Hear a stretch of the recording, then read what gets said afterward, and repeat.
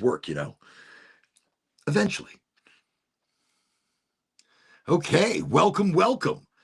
Looks like we have all networks on. So definitely excited. Everybody, welcome to Highly Motivated. An exciting evening. Tonight, a Friday Seshy. I do love a little Seshy, and I've got a few his noochies, a few doinka-doinks prepared and ready for this evening. Welcome to Highly Motivated. I am your host, Oregonji, and I just finished smoking a really lovely joint. So I had to work myself into the show. It was such a strange week. This week my brain's all over the place. This week I am happy. I am reminiscent. I'm 1,000 different things all at once. So that's what's great. We're going to talk about a few different micro topics tonight. My big deal. Hey, Gavin, welcome to Highly Motivated. Tonight, we're going to talk about the possible rescheduling of cannabis via the Trumpy. So Trumpy has been signaling quite robustly that he is going to definitely be rescheduling cannabis. Now, we're going to talk about that, what it actually means, what it means for the industry, what it means for medical, what it's going to mean for the recreational markets. And recently, the Trump administration, while refunding the government, closed the loophole in the 2018 Farm Bill. So tonight we'll talk about that as well, and what those implications mean. I said he was doing it for a greater thing. I said Trumpy was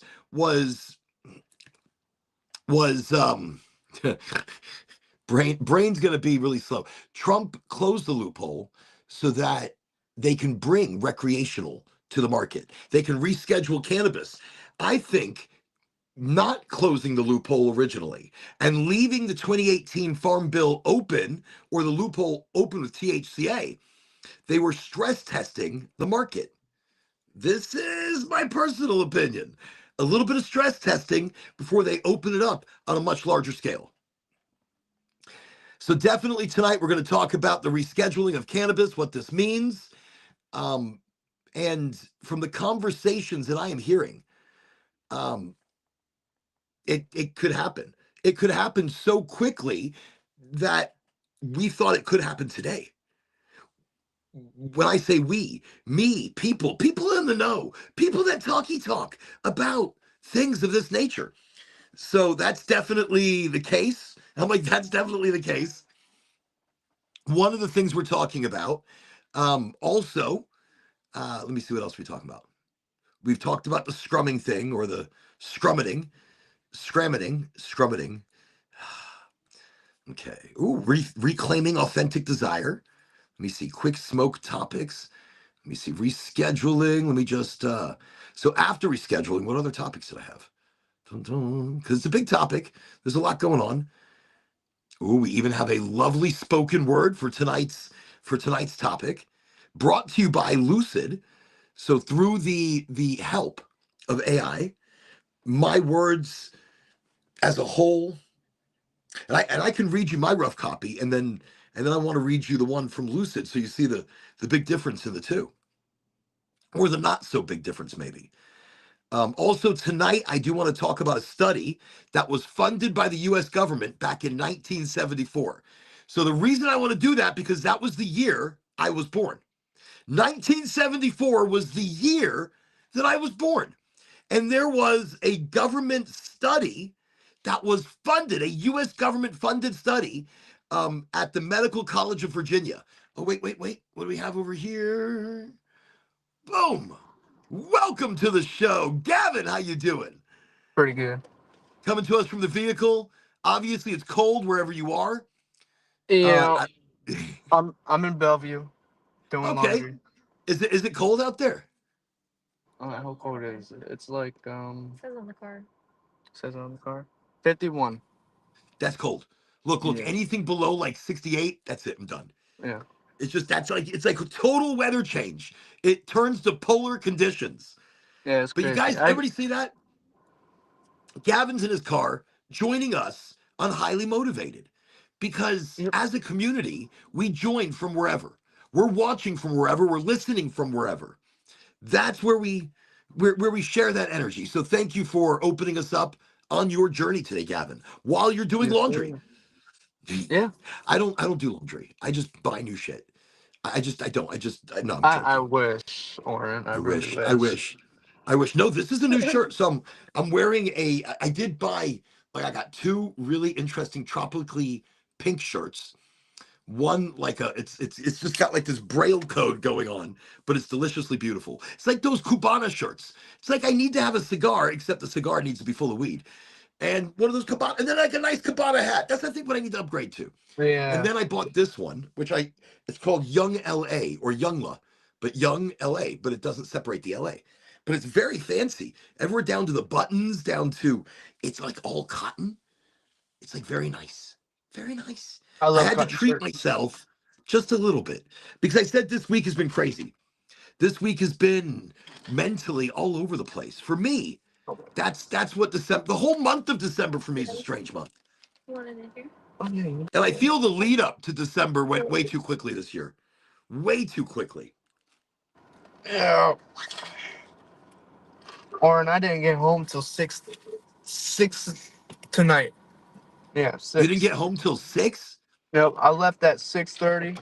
Didn't get home till 6. So you worked a full day. What were you painting today? I was power washing. Look, you're working hard. It's good to work hard. Yeah. Power washing is, at least when it's cold, it sucks. When It it's does. cold, power washing is like the worst thing in the world. You don't want to go around water, you don't want to touch it. But I love Yeah. power washing. I don't know what it is. I Wait. I think I like the immediate gratification. Yeah. Last few weeks ago, I was painting this state senator's house, Keith True now. Oh, fancy. Big house. And then today I was working on Florida's #1 lung cancer surgeon. Okay. Yeah. Well, okay, see? And doesn't it feel good to paint, some of these people's houses? Not necessarily because, because you're giving them something artistic. They Right. do so many good things for people. You're, even though you're doing a service, you're bringing your authenticity. You're Right. bringing your flair, your magic, and you're doing as good as you. I bet you even do a little better knowing that, look, these guys are lung cancer ass kicking Right. people. Let me bring some good energy. And Let me listen, bring some powerfulness. I brought my vape out. I went to hit it, and my boss looked at me. He's like, "Listen, I don't care if you hit it, but if he sees you, Oh, what, the lung guy? The lung yeah, doctor? Yeah, what? Oh my God, are you crazy? Don't be vaping in front of a lung doctor. The hell is your problem? What is your problem? No. Oh, wait, let me see. We got streaming shooter. Streaming shooter. Would you like many viewers? I can't read. Let's make no, you but you can comment. sit and watch the stream. That's right. We like That's right. we like anyone, and we welcome anyone. We welcome everyone. Look, this show is not, I don't think it's what anybody thinks it is. And when they get here, some people love it, some people are confused by No. the chaos of not only of our conversations, but the chaos of the energy, because it's great. It's many energies. It's not just one. I'm feeding off many people. Let me say, oh, we got Stealth over here, Oren, Gavin, What's and the up, Steph? community. Hope you had a good week. It was, something, it was a great week. It was a fantastic week. It ended It up really was. even better than I could understand. And everything coming together right now, I'm already surprised at everything that's been put together by my family for tomorrow, to surprise me. They've been working. I could see what's happening. They got a little banner they're working on. Angie made a carrot cake that's filled with amaretto cherry. Or no, filled with moonshine soaked raisins and cranberries. Ooh. In a carrot cake, one of my favorites, with a homemade whipped frosting. Just, it looks delicious, but I'm not supposed to know about it. And then there was like some gifts I saw, but I got Angie something really nice too. She doesn't listen to the show, so I'll tell you what I got her for Hanukkah. So for Hanukkah, I got her a wait. Maybe she is listening. I got to be careful. I got to be careful. Maybe I shouldn't even tell you guys because I got in such a good deal, but I like a good deal. But it's like a really nice handbag. Okay, shh. That's it. That's all I'm gonna fucking say. Just in case she's watching, it's like I can't give you any clues to what the present. And then I've got some other goodies. I love shopping for gifts. I really should do it like especially during the Christmas season, holiday season, New Year's, Hmm. Hanukkah, Kwanzaa, you name it. I think we need to plan ahead when it comes to gifts. And gifts don't need to be necessarily what we've bought, but it should be something we've made. Right. Like I have a gift for you, Gavin, and your lovely fiance. I Do you like pickles?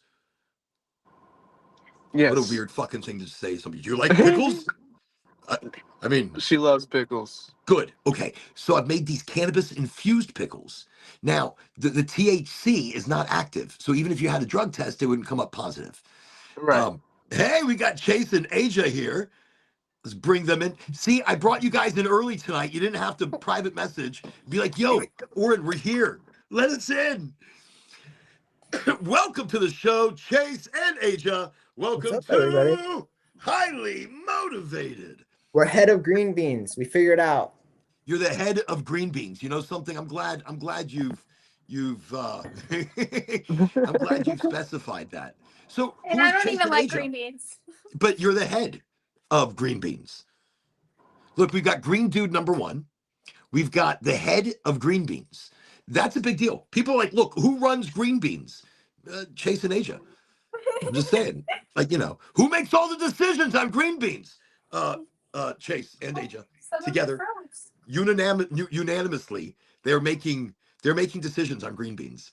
Like, this year, are we going to have the French cut? Are we going to have them diced more than me and green beans are a funny thing, but it's good to be the head of them. What the fuck am I talking about? I feel goofy this week. I don't know. I just feel.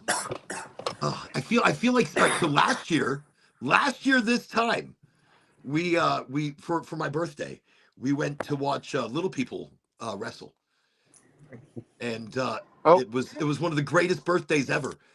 Um, just just You would love that. one of the greatest. Listen, one of the great.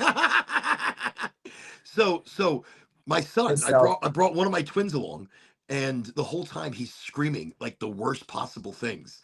Like he'd jump up and be like, "Twist his pecker off." I'm like, "Shut up!" He's like, twist it off, and show it to us." I'm like, "The fuck are you doing?" And then he's got like a drunk dude next to him. Yeah, twist it off. I'm like, "What are you doing? Don't antagonize the locals." So and then one of the little people wasn't too happy with him because he kept getting up and doing it. I'm like, "Would you shut up already?" And my son's like, "So I can't do him." And he was just like, "He's doing it anyways." So I think one of the little people was ready to kick his ass, and I think that little person could have kicked his ass. I think that little person could have wiped the stage with him. He was tough. Look, he was a tough little guy. He was like a little He-Man. He was like, he's Oh, getting that's mad. He was funny. turning green. Yeah. Baby But Hulk. awesome. Now, everybody, if you could see, you got Chase over here heating up his banger, not his banger, his We got nectar a collector. we got a little one this time. Yeah. And that's a nectar collector, right? So, okay, yeah, he's hitting it directly. So that's a little nectar collector. And they use this gigantic propane torch to not only heat their home because it's probably really cold, and you can cook like on a good skillet like that. That'll power the skillet. But they're using this giant torch to heat up their nectar collector, which when the tip is nice and hot, then they hit where their Our house concentrate is is at sitting. 75 right now. Oh, that is nice. That is nice. And outside, what's the temperature? 9. 9? Look, it's like 9. You wait Feels for like like -4. 30 degrees, 40 degrees. No, it's 9. And it's getting colder. Tonight it should be 1. It feels like -4. Wow. Wow. It's That's gonna be some crazy -4 weather. tomorrow with a high of 8. So everybody, Asia and Chase are in South Dakota. If you could, send them some warm vibes. I mean, from Florida, my Florida listeners, all my Florida listeners, just think about it and be like, Chase, Asia, super positive hot vibes, like just heat, just sending you heat, like warm the area up around you. You're gonna walk outside, it's gonna be snow everywhere except for the little circle where you guys live. You're like, what the fuck is this? What is going on? This is like the weirdest day ever. And you're gonna be like, no, it was Oren. Oren did it, and highly motivated did it. Yep. Wouldn't that be some crazy shit? That'd get us some great press. Just throwing that out there. All right, this smells delicious. I'm gonna Sparky. It's so fresh. So You have fresh. to man, send I us wish some I of can Sparky those. Sparky. Oh, did you guys ever like those Yeah. gummies? Yeah, but Yeah. they didn't do really much to me. They did something to her. You know, it's funny. I don't know. Gum- Like I didn't feel like high. I just knew that I was high. I don't know. See, well, I was they're just very in the clean. They're moment. very good. I think I like to eat It's those with mostly body combination. high. Yeah, I like to smoke and eat gummies. But gummies are a funny thing. Gummies really don't get me high. The syrup kicked my ass. Holy shit. But the gummies really didn't do. I mean, I say that, but I was already high. I say that, and that's what I'm like. It didn't get me high, but I already knew I was high. And like, I think it just kept me high. So gummies are one of those things that you've got to chew them up entirely. And that way it digests into the bloodstream a lot quicker. What am I doing? So I'm You gotta lighting this send us up. some I of don't know those which one this is. joints. What's that? So you gotta send us some of those joints. I am definitely going to send you guys some of those joints. Right now, I've got some of these beautiful hand rolls. So, and I do love the difference between a cone and a tube. So just to show you, Yeah. this is a tube, and I love a tube. Tubes are the best. I don't like, I'm not a cone kind of guy because you can put like, Kind of like Most people fill their tubes though with like wax and shit. Make a Yeah. donut. Have you tried King Palms, Oren? King Palms with the hard, like the hard palm wrap. Yeah. You like those? They're weird. I say They're that, weird. well, they make me cough. So I'm really Oh. susceptible to chemicals. I can taste chemicals. I Yeah. can taste whatever people put in their cannabis. I can smell it. I can taste, like when I take a hit, I can taste if something's been fucked with. And you Is that can't what get King it by Palms my are? tongue. What's that? Is that like what King Palms are? I thought they were actually like palm leaves or something. It is a palm leaf, but I think it's in it's in how it's cured, how it's dried. It's a live leaf, and it's very, it'll make you cough. For a lot of people, I've Right. seen them cough with it. They're nice if that's the specific flavor you're looking for. And if you want it a Right. little drier, so what I do, I like to take it out fresh. If I'm doing one of those palm leaves, I like to take it out fresh. I like to pack my shit in there because it gives you a little packer. And then I leave it out and I let it dry a bit. And that way it doesn't make me cough as much. See, when you take it right out of the package and if you let it dry, you're never gonna be able to pack your shit in there because you're gonna break the leaf. But if you Right. pack it and put it to the side and let it dry just a little bit, you now it starts changing, I think it's like it's aging it, and that gets rid of the chlorophyll. And the chlorophyll is what makes you cough. Like, look, this shit, obviously very nice. I don't feel like coughing. It's been dried right, it's been cured right. It's a company I've worked with in contracts in the past. Probably one of my favorite in Florida. That's for sure. How vague I can be. Okay. And I went and picked up a couple of strains because look, on my birthday, I don't want to go pick up weed. Hey, you guys got bigger. I don't want to pick up weed on my birthday. I just want to be smoking already. That's okay. Here we go. It was getting kind of bright. Had to. Okay, so tonight, weird energy, but every show is kind of its own thing, its own energy. 20 minutes in, I don't know how I feel. Like I'm into the show, but I'm part of the show. I love the show, but mentally, all right, in the back of my head, it's like, Oren, talk about descheduling. Oren, talk about what Trump is doing. Oren, talk about things. I'm like, I want to, but they're so deep and serious sometimes that I don't want it to bum me out. It bums me out, it's going to bum you out. It bums you out, it bums other people out. So it's like, let me give you the cliff notes of it. The cliff notes. What do you guys think? Have you guys heard much about the The rescheduling of cannabis. Like, have you heard talk? Have you heard things going on that you know? No. Sorry, mom called me. So the average consumer really, I mean, do you guys watch the news? That's a nice hat. That's, do You you gotta guys make do you guys beanies. the what? What? You gotta make beanies. Or That's smaller next. hats. Well, actually, I've got beanies coming with like a little leather patch of the logo. And oh, here's Gavin. Don't know what. Now smaller Oh, there you are. hats. Smaller hats. I talk about not coughing, and now I'm coughing. My That's mom like called me. women's. I'm sorry. I need like women's. No, it's okay. It's okay, Gavin. Look, pop in, pop out. It's good to have you here. There you go. It's good to have the energy of the community all together. It's a Friday night. And again, people, if you're watching, no expectations, no set conversations. The show flows wherever it's going to go. Now, tonight, you know, I did want to talk about rescheduling cannabis. What does it actually mean? So, cannabis is currently a Schedule 1 federally. So, federally, the entire United States is classified as a Schedule 1. What is a Schedule 1? It is the same category as heroin.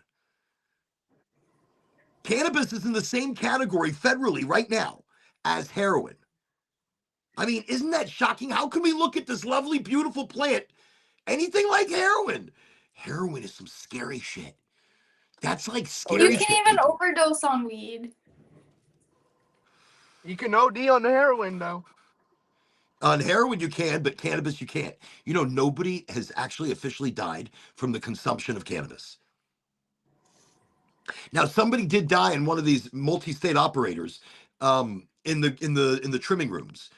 I want to say from over cannabis, like they choked. I don't see. I don't know.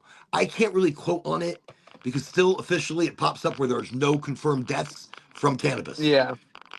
I And know. I seen some that's a big crazy thing. shit. Like people get stuck in like psychedelic trips and all that for their lives, and So and they no, it's true. But heroin's a bad deal. So cannabis is classified in the same category as heroin, as yeah. cocaine, as any terrible drug, and it's defined as having no medical value and high abuse potential. That's why it's in a category 1. That's cannabis. Rescheduling likely going to be scheduled to a Schedule 3. It acknowledges the medical value. It recognizes lower abuse potential, and it puts cannabis alongside drugs like ketamine, anabolic steroids, and some pain meds. This is a big deal. This is a big deal because rescheduling is not legalization. So keep this in mind. Rescheduling is not legalization. It does not automatically mean that we get recreational nationwide. They're going to be left up to the individual states. So the individual states, federally, things are changing. And this will open up banking. This will open up interstate commerce. You could grow in Nevada and sell to Florida. So it's opening up a whole new market. I know Because it where I'm wouldn't gonna be get my federally stuff. illegal anymore. And it wouldn't be federally illegal anymore. And it would even help protect people like Farm to Couch, where they ship to you from Oregon. And if you want any information on wholesale or recreational or retail use of farm-to-couch.store, then you can send me a private message, a DM, direct message, private message.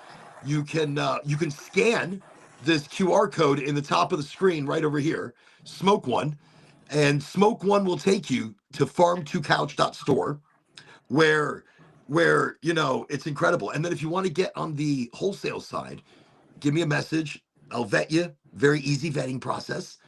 And I'll give you the passcode to be able to buy wholesale. Oh, it's a fantastic thing. Wholesale is quarter pounded up, people. Okay. See, nice big long advertisement there. Quarter pound and up. For wholesale, correct. Right. Y'all gotta make some wags. And what's that? Y'all gotta make some wags. Gotta wait. We have some. It's not on the site because it's usually done in such small batch. Send it over Actually, here. we've got. Send it over. He's like, Chase is like, look, I'm ready to test whatever you need. He Listen, wants you want me to to. test it? I'm gonna test it. I'll do it So online. Gavin, He loves so trying Gavin and to. Giraffe and Chase and Aja are now gonna be my testers. So I'm gonna be sending shit y'all's direction, and you're gonna definitely be able to test all the We'll goodies. write it down and rate it for you. I'll So be it's back. really I'm interesting. gonna go So switch laundry. okay, go for it. Good luck. Hopefully you didn't lose any socks. You probably did. Ours eats socks. I'm actually gonna take you with because He has No, to like there's pull them out from under the thing. there's little people that come and steal the fucking socks. Look, there's a little person running around with like just left socks, even though they're not left. I mean, they're left. I mean, now they're just. It's like you're gonna have one foot that's gonna be cold right now, and at 9 degrees, you need to have all the socks that you have. It's Like you true. need to They be only wearing take the all of little them. things. They Maybe take not. the little things. Socks. They take like hair bows and shit. It'll Socks, take hair the. bows. It'll take like my pant leg too. Like it'll suck my pant leg in there. See something. Look, you gotta watch out for that shit. You gotta be like right on top of it. Just Okay, but we're One talking time I had about to like rip my rescheduling. blanket. Look, I've lost so much shit at laundromats, and I've come back. I'm like, where the fuck is it? I know I was washing this shirt and this and that, and then half the shit's gone. I'm like, it's like somebody's come in. I can see somebody wearing my clothing running down the street. No, I mean that would explain a lot, but That's mine. that looks so familiar. What are you wearing? That's pretty messed up. When you get to the laundromat, and somebody's kind of like wearing what you look at this. Gavin's bringing us, bird's eye, right into the action. Everybody, I hope you notice here on tonight's podcast, Gavin has brought us into the laundromat. He is bringing us into the middle of the magic, the middle of the energy, and I'm feeling it, yo. I'm feeling like maybe I should do some laundry. Probably not. Okay. Yeah, it is. Big ass. So we're talking about Yeah, rescheduling just stop and it, what that 'cause I'm means, sure what it it takes, means like, for the cannabis hours. industry. So a lot of people really haven't even heard. Like, look, I asked Chase and Aja, what have you guys heard on the news? Like, what have you heard on the news? What have you heard, what around you about rescheduling? And they're like, huh? What the fuck are you talking about? Rescheduling. But that's the thing. They are hoping most people are not paying attention and not paying attention to, I don't know, I think, I think it's something good because in order to deschedule something, that means no schedule at all. In order to go onto the path of descheduling cannabis, we need to start by lowering its schedule from a schedule one or hiring from a schedule, whatever, from a schedule one to a schedule three, which means less dangerous. We need to make it less dangerous. And that's the whole thing. So in the form of rescheduling, and the reason we're rescheduling, the biggest immediate change uh, right now, cannabis companies cannot deduct normal business expenses. All right, a cannabis company cannot deduct normal business expenses. This is why prices stay high. Small operators are struggling to stay open. Craft grows and whatnot. MSOs, multi-state operators, bleed cash despite massive revenue. So they're having massive revenue, but they're bleeding.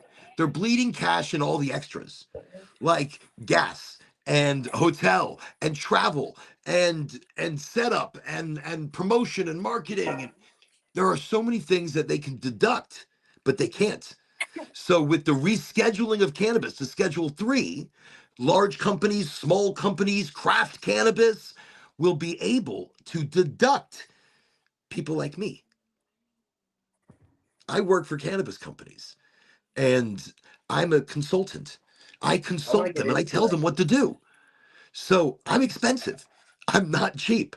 Why? Because I make you money. So I've never really said it like this before. I don't want to be like, why does this person cost so much? Because I make you anywhere from 10 to $100 million a year. I make you 10 to $100 million a year.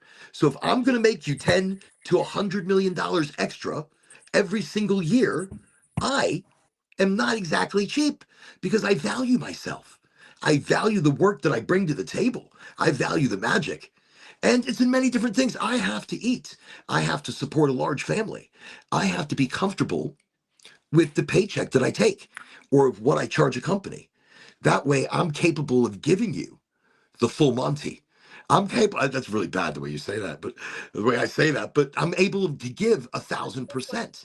And I'm telling you this because I want you to value yourself. I want you to value yourself and say, look, I value myself. I cost a lot.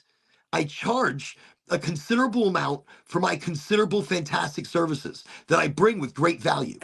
I bring with value. What are y'all making over there? What's going on? Smash burger tacos. Okay, they're doing some smash burger tacos. Yum. How far are we in the method? We're just starting, aren't we? We're just getting started here. Okay. Because I just noticed some things coming out. I'm like, what's happening? Holy shit. Delicious. Actually, delicious dinner tonight. I had a spinach pizza, which I had too much bread. And I ate some of the peppers that Angie made from the other night. She stuffed some poblano peppers, banana peppers, and some bell peppers. So it was a soiree, a soiree of peppers, all stuffed with different things. Delicious, very delicious. I'm excited for your smashed tacos. Holy shit, enjoy. All right, so we're talking about rescheduling. I must still be hungry because I can tell they got some food going on. They're getting things started. Very exciting. When I'm high, it's the best time to cook. Look, when you get high, that's when you cook. That's when you create. That's when you could taste it in the air. And it's I'm all too tall about for her camera. you're too tall. You're too much for it. She's way down here. Just like scoot back. In the middle. Don't drop the vase.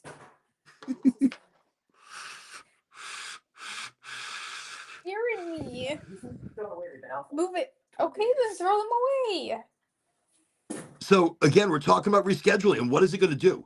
Rescheduling will create more cash flow, more positive cash flow into these all companies, more reinvestment, better wages, better compliance, and probably better products. So this is the biggest issue. The products on the market right now are shit.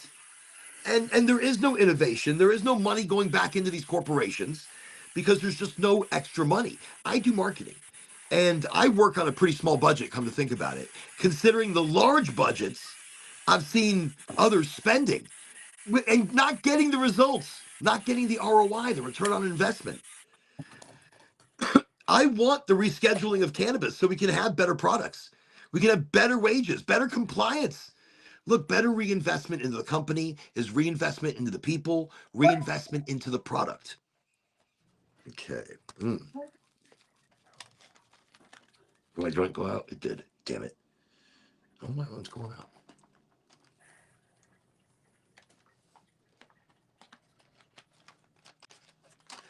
Delicious.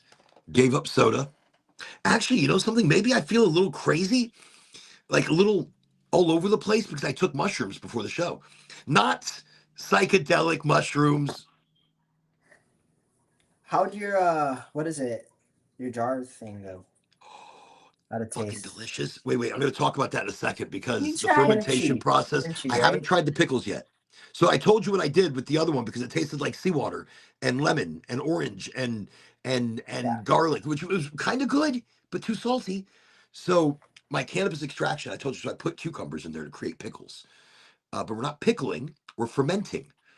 And it's going, I mean, they're going to look the same, but they'll be crunchier, they'll be more snappy, more delicious. So today, me and Angie, we're eating the cannabis kimchi. Wow. You could taste the cannabis. Ooh, what you got in there? That famous steak Dave's steak and burger. burger. Yo. See, they're doing smash tacos. So smash burgers, smash tacos. I like the way that sounds. You see, I like Gavin comes in with the cooking. You got Chase and Aja coming in with the cooking. Now I'm gonna have to do some cannabis cooking. I'm gonna have to bring in the kimchi and show you guys. So the kimchi is so delicious, and the cannabis inside of it has turned into like a crisp steamed broccoli. I mean, It's yours and mine. absolutely fantastic. Let me Yours see. and Am I mine. missing something? Homemade cannabis infused with other home spices. Pickles sounds great. I like a good pickle. Let me tell you what, Stealth. I haven't tried the pickles yet. That I'm pretty excited about. But the kimchi, yo, it's a cannabis kimchi. So good. Ange made a sandwich. She put it in the sandwich. And remember, it's not psychoactive.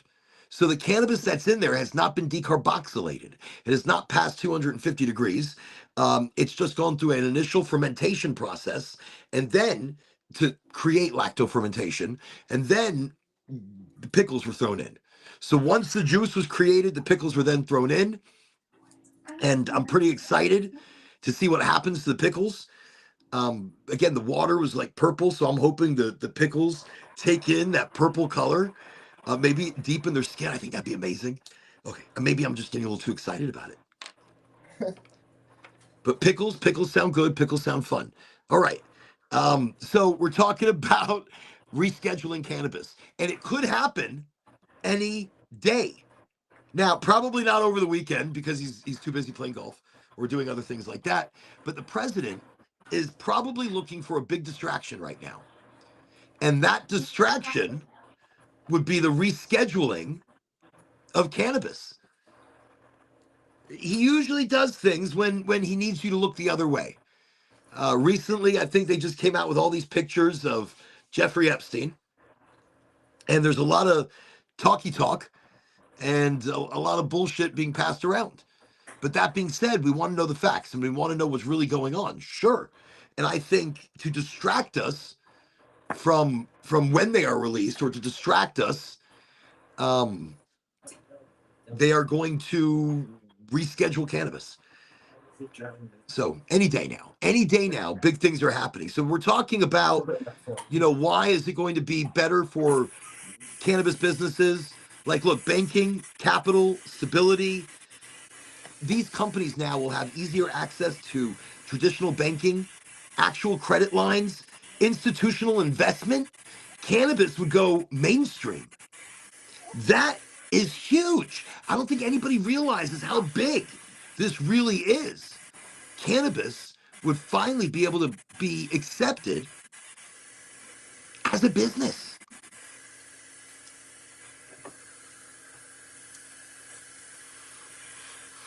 Oh shit. Oh wait. Oh wait. There's like I don't know what's going on there. I'm gonna have to spit. It's like it sparked up in the middle of the joint. And I'm just smoking. I'm like, holy shit, what happened there? So it just sparkied right there. Yeah. And That's weird. That is. Okay, let me just nursing it now. Now I'm just kind of nursing it a bit. Okay. Oh, friend you. I won't. I might. So that's a runner. As you can see, that is a runner. Even though I tried to save it. Oh, wow. Okay. So you're smashing the burger on the tortilla. I don't know why he spread it out so far. I mean, are you supposed it was like to? a pizza.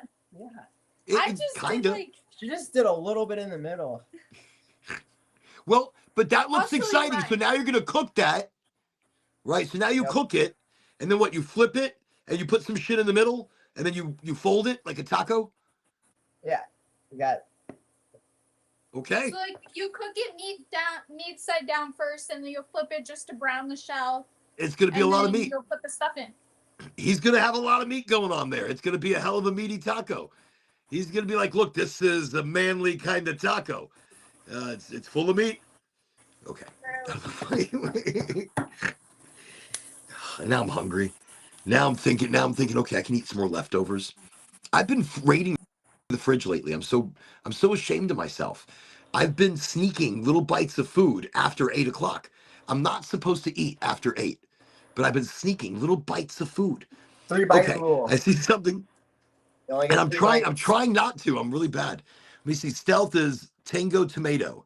Dressing at Outback gives me a euphoria consistently. It's basically Catalina dressing. Really? Interesting. Okay. That's really quite interesting. Well, it would give you a tango tomato. I guess a cannabis tomato or a cannabis tango tomato would be absolutely amazing. But that's what the kimchi. Look, the kimchi. Ooh, okay, I see what you're doing. I see the difference. I see it.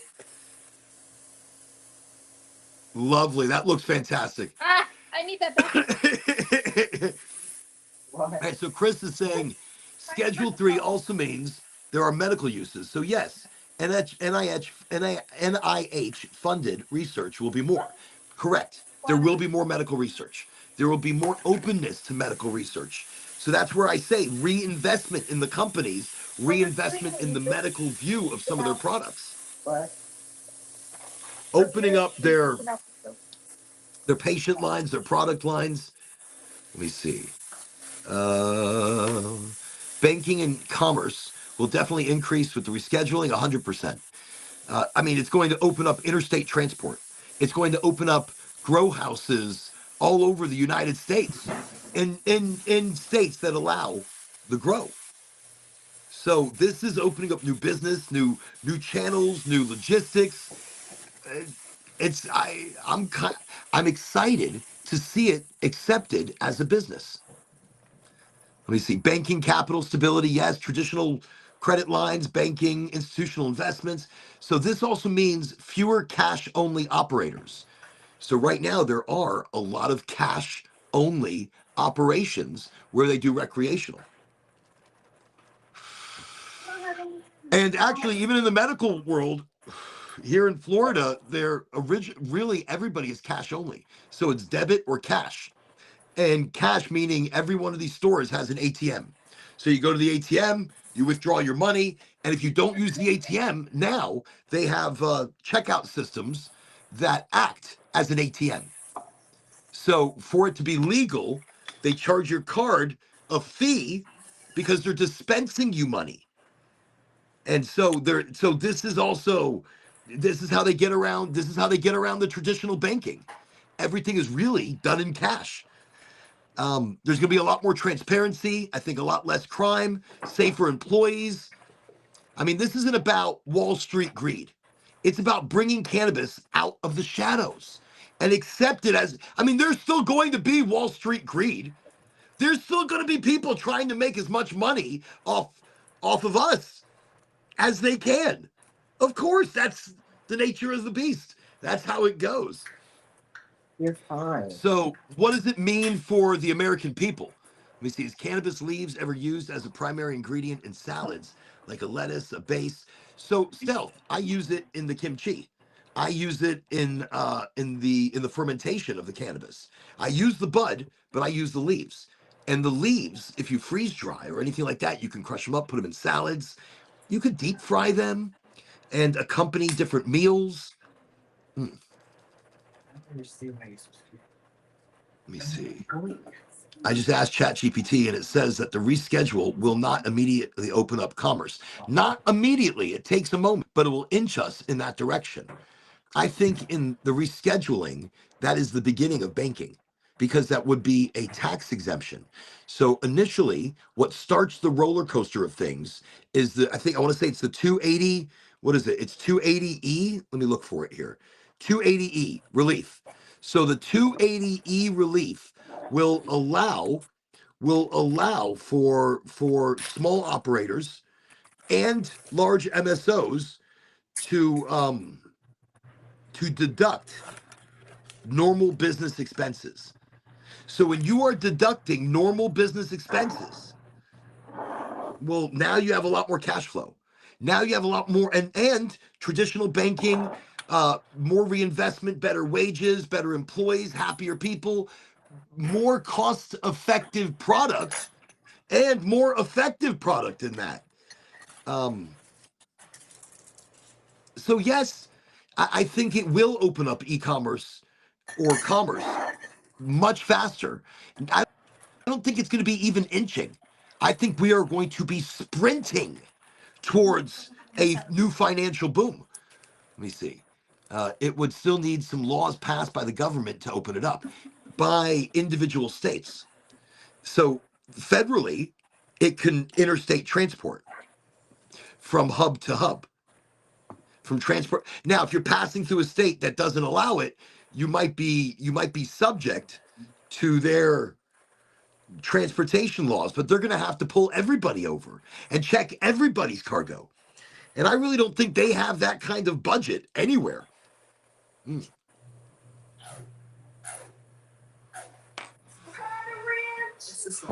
But yes, but those laws would be put into effect very quickly. Those laws would be put into effect like almost overnight. Remember, this would bring a $30 billion a year industry to a $300 billion a year industry. Or it's even more. I mean, even more. Holy shit. Wait, what did it just open? Wait, did you do that? Did it just open? He broke the lid. Did it just squirt off? No, Did it just fly? The lid. But he broke the lid. It didn't squirt. Look, I saw. He broke the lid. But it didn't hit the ceiling or anything. I thought like all of a sudden as he was doing that, I'm like, holy shit. We're all out. So this rescheduling, what does it mean for us? What does it mean for the American people? This is the key. This is really everything. Medical legitimacy. This gives cannabis medical legitimacy. Holy shit. This is really a big deal. Look, doctors would now be able to discuss cannabis without fear. Research opens up on PTSD, chronic pain, neurodegenerative diseases, autoimmune conditions, mental health. We are talking about something enormous. This gives cannabis legitimacy. Let that sink in a little bit. I'm having trouble speaking. I was like, I must be high. Must be very high. Got high right before the show, and I don't know if I'm smoking. Because we're at a taco. But that looks huge. That's like a huge taco of meat. Let me see. That's awesome though. It's awesome what they're putting together. That's a smashed taco. Flipping delicious. Getting hungry over here. I'm bloated. I'm getting bloated just looking at it. It's like I can't eat past 8 o'clock. Okay. But look at it. I put the sour cream in there. Delicious. Got cheese. Holy shit. Look, I'm looking over there. What you got over there? You know what you need? You need some cannabis pickles. Oh, what is that? Oh, delicious. Oh, taco hell. And then he's got the Diablo from Taco Bell.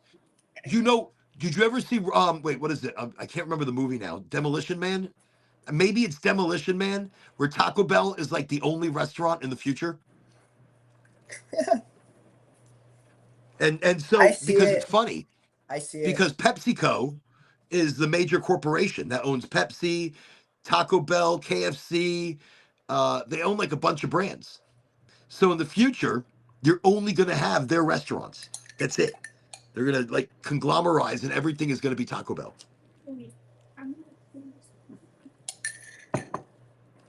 You got to watch Demolition Man. Was it Demolition Man? It might have been. I can't remember now. I can't remember if that's the movie. I can't remember if it was Arnold or if it was, oh my God, I can't remember actors now. What am I doing? No. Okay. Back to notes. Okay. Let me keep myself on the notes. I'm a little lofty tonight. I am quite highly motivated already. My eyes are just like, what's going on?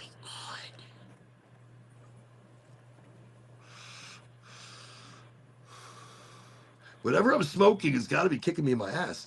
What is this? I'm like, what is this?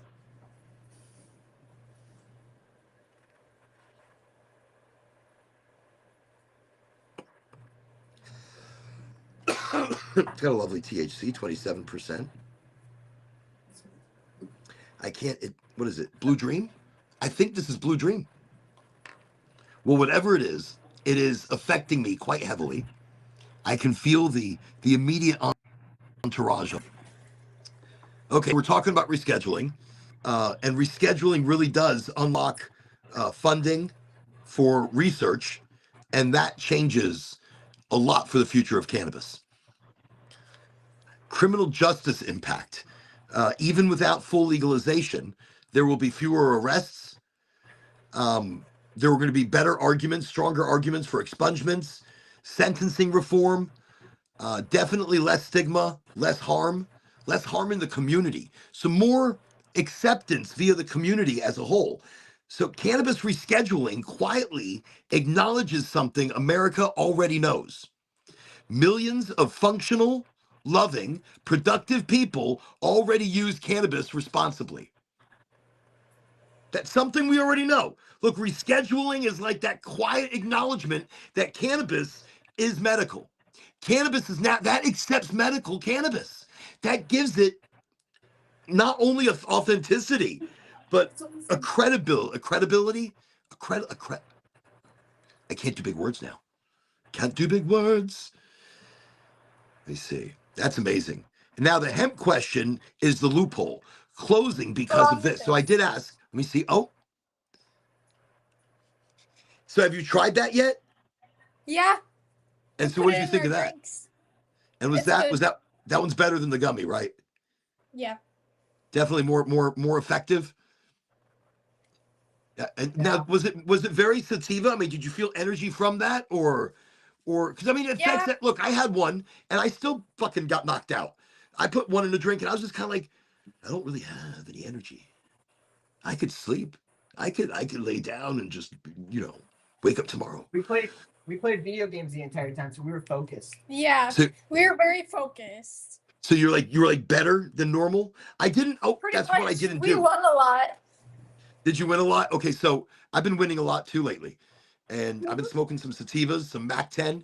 Do love some of that alien cookies right there. What is that like? Miracle? Is that Miracle Alien Cookies? I can't even remember what Mac is now. It's Miracle Alien Cookies. It's got to be. I don't know why I'm thinking Miracle. I felt like they were miraculous alien cookies. I don't give a shit. Mac 10, that's what I was smoking. I got some of it somewhere. I'm like, I've got some of it somewhere. Delicious stuff. Great sativa. Very focus friendly. Okay. It would still need some laws. Yes, it still needs some laws. So the hemp question, I asked, basically, I delved into, did they close the loophole so they can reschedule, so they can open up cannabis on a different level? And the 2018 Farm Bill legalized hemp. It opened the door to THCA flower and Delta variants. And that was a massive, fast-growing market. And it did. It showed itself until recently, from 2018 to 2025 here, till they changed they closed the loophole. Now, a year people have to comply to that. So now suddenly there are talks of increased scrutiny, regulatory pressure, possibly reasons the federal agencies are going to be losing control of the narrative itself. States are losing tax revenue to hemp-derived products. Cannabis rescheduling forces a cleanup of the gray areas. Pharma plus alcohol pressure, regulators scrambling after innovation already happened. So that means cannabis has already hit these markets. It's already been innovative. THC's already out there. It's already been rather innovative. There's a lot happening. And by closing loopholes, there's a lot going on. But there's a lot of pressure from all these sides on the cannabis market as a whole. It's so much going on. Let me see. Yeah, did hemp move too fast? Yeah, it did. It went way too fast. So rescheduling versus recreational. So this is something we need to talk about. Everybody's, yeah, they're rescheduling. That's like, we could buy recreational weed. No, you can't. You really cannot. Oh, that's lovely. So we got the fish tank. What's going on here? Oh, show them the eggs. We got snail eggs. Snail babies. You got snail babies. Now, they take over, don't they? Like, how many babies do you end up having from the snails? We don't know yet. Yeah. Oh, this is the first time? Yet. Congratulations. Yeah. This is our first time ever having fish. How many eggs have you seen? Or little... We've had... Well, there were 2 in the way back, but they, died off or something, and then we just have these 2. This one's the most recent. That one's also the most they've had at once. Yeah. That is awesome. Congratulations on your new snails. That is fantastic. So they've got there's the fish tank right there. Very nice ensemble. Oh, that's one right there? Yeah. Our big goldfish, a shark, tetras. We got some It's very lollies. nice. It's look, I used when Angie first moved in with me, I had like I want to say like 4 big fish tanks. Like I think my smallest was maybe a 50-gallon. I had like a 200-gallon, a 400-gallon. See, ours I is had a like really 20. big one on like a base, but I mean it was huge. It was an enormous tank. I maybe I'm thinking bigger than it was, but it was big. It was huge, like super big It's almost better to aquarium. get a big one. Well, it is, but so the problem was the base that it was sitting on wasn't a very good base, so it started leaning, and it was destined for disaster See, this is any day. No, you got a strong base. You got a good strong We area. just got it from Home Goods. That's all we did. yeah. It's look, it'll work. It'll work for that size tank. The We're one like, I had, keep it look, it south? was. Okay. It's very nice though. It's very nice. It's very nice. So, rescheduling versus recreational. Rescheduling equals medical framework. Recreational equals consumer framework.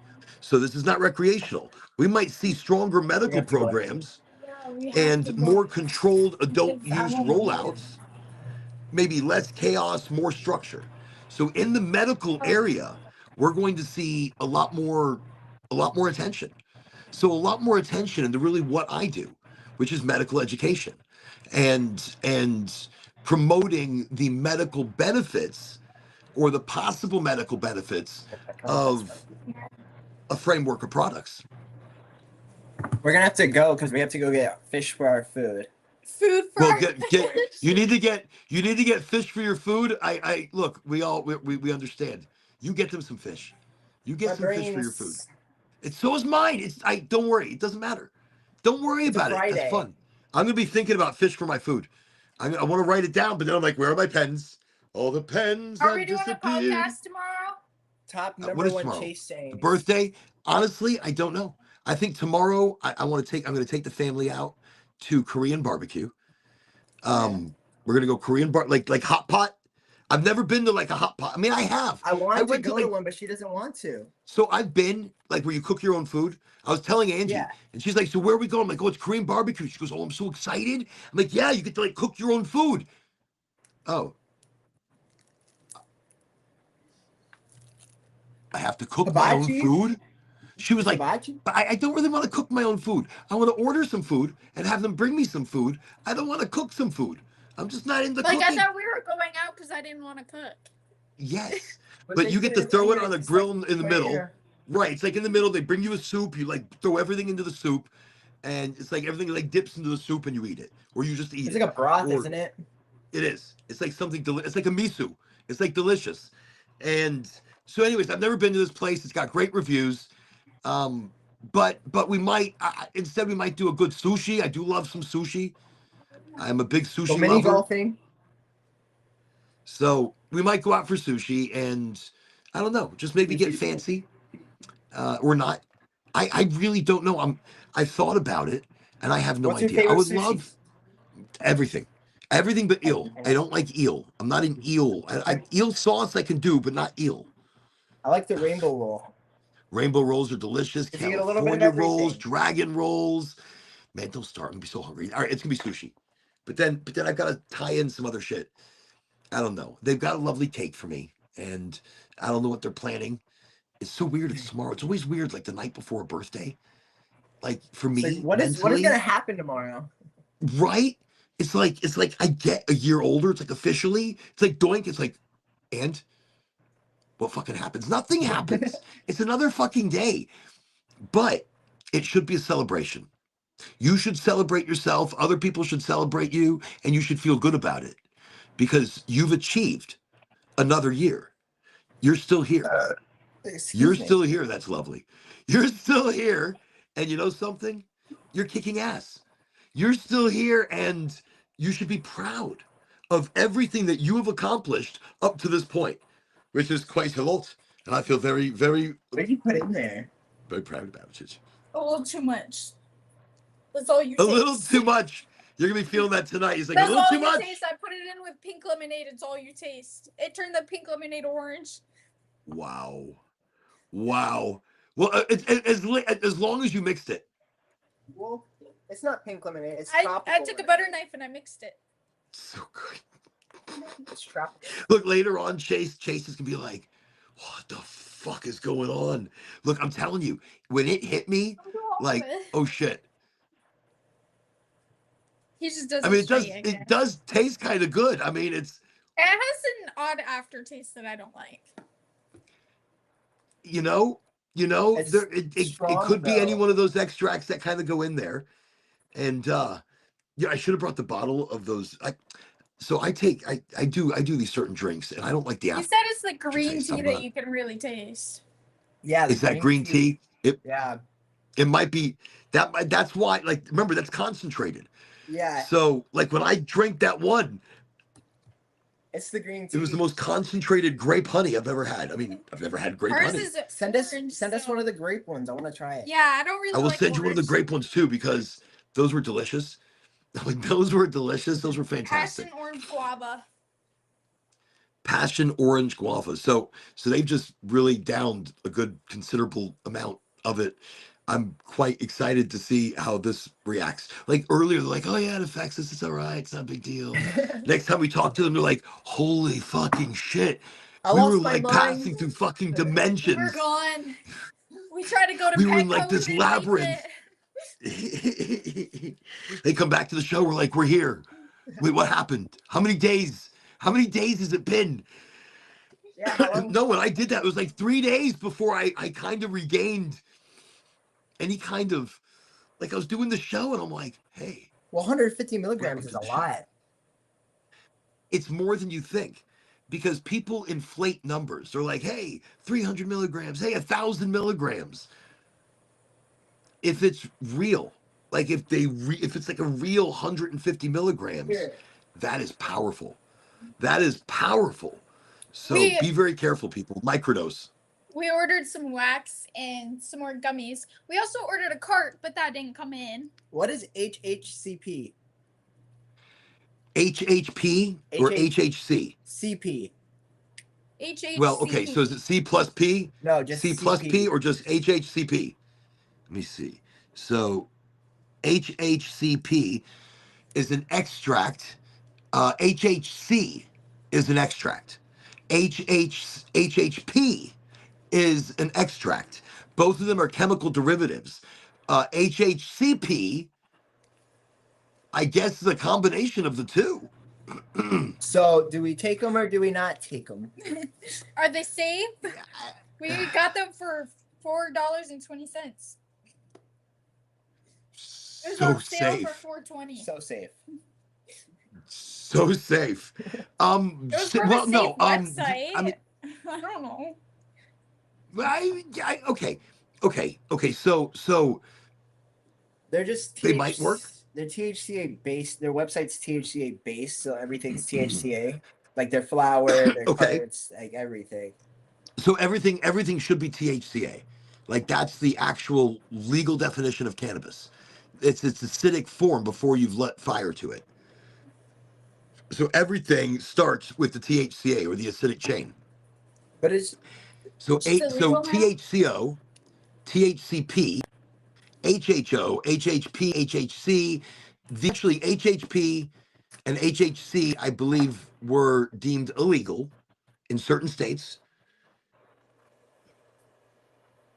Yeah, I mean, look, it's probably, look, honestly, it's probably just THCA distillate. And they're naming it a few different things just to kind of says like Delta 8, maybe Delta 9. Yeah, it says Delta 8, Delta 9, THCP, and THC. No, HHCP. Or HHCP. Yeah. And THCA. I'm going to look it up. I'm going to look it up because THCP. I want to see exactly. I mean, I'm sure it's a chemical derivative of cannabinoid. Well, yeah. They're sour. Once decarboxylated, maybe. I mean, there's a lot of things that can be. Let me see. We've got Wendy, welcome. Highly motivated. They're supposed to be 1,000 milligrams each. 1,000 milligrams each. See? You see how they overinflate the numbers? I mean, you might 1,000 milligrams of what? But it's 1 could be gram of what? Of what? We could So not get high. We could get super high. Correct. We could. You could get like double in the high. middle. Like you guys are drinking some syrup. Y'all got some gummies from We they just could be from we anywhere. just have these just in case we run out of We stuff. already finished 3 of your gummies. The We nerd have one. one left. The nerd one was the best. So you guys are like, fuck it, get the stash out. We gotta do something. It is fucking cold. Well, we ran out like right before your stuff got here, so. So it's good to restock. It's true. I restocked them. You know something? I should do some gummies. Wait. And in the morning, we're going to a Christmas parade. There's early morning Christmas parade. Are there any gummies? So What's like going so on candy here? and stuff. So, oh hell In yeah! our hometown, we have a parade of lights. When's your next giveaway? I'm actually, you know, you're funny. I was going to be doing one very soon. I wanted to give away some of the things that I got from my former employer, like some of the things that you know, some of the I could still give them away. I mean, don't work for them anymore, but they've got some really cool shit. That being said, I did have some things I want to give away. I don't know, my brain's not working right now. My brain is on. We're so Like, close to Cali. I can't wait to get in my car one day and just be able to like trips over there. Are you guys gonna be running back in Cali?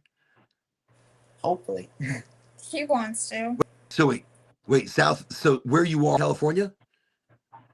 Kind of. We're like 3 states away. We're in the middle. They're down here, so I don't know. We're not that far. How far are you? Wait. Where are How you? Wait, far where's is South Dakota? In like the California from middle? South Dakota. 1,464 miles from SD by car. Jesus. That's a whole day drive. So that's 2 days. That's 2 days. 2 days. That's not a day. One- You're not going to do 1,000 miles in a day. You're going to be fucking exhausted. You have to get out of the car occasionally and move around. To get to Florida. 22 from Florida to South Dakota straight, no stop. So it's shorter to Cali. So to California, you're looking at like, you know, no, it might 19 be longer. hours. Wait, what is it? Really? Because it's like 1,500 miles to Florida. Well, it's 1,000 miles. 1,000 miles. Oh, 1,500 miles. No, that's fucking longer. That's By long. like 100 miles. Yeah. I don't know. I just know that Washington is further than Florida. They say a lot of people are moving out of Cali because of taxes, gas prices, politics, economy. Yeah, it's true. Thank you, Stealth. He just wants happy the drugs. birthday. I appreciate that. It's just California, hey, what's up? So honestly, look, there are things you can now get via the mail.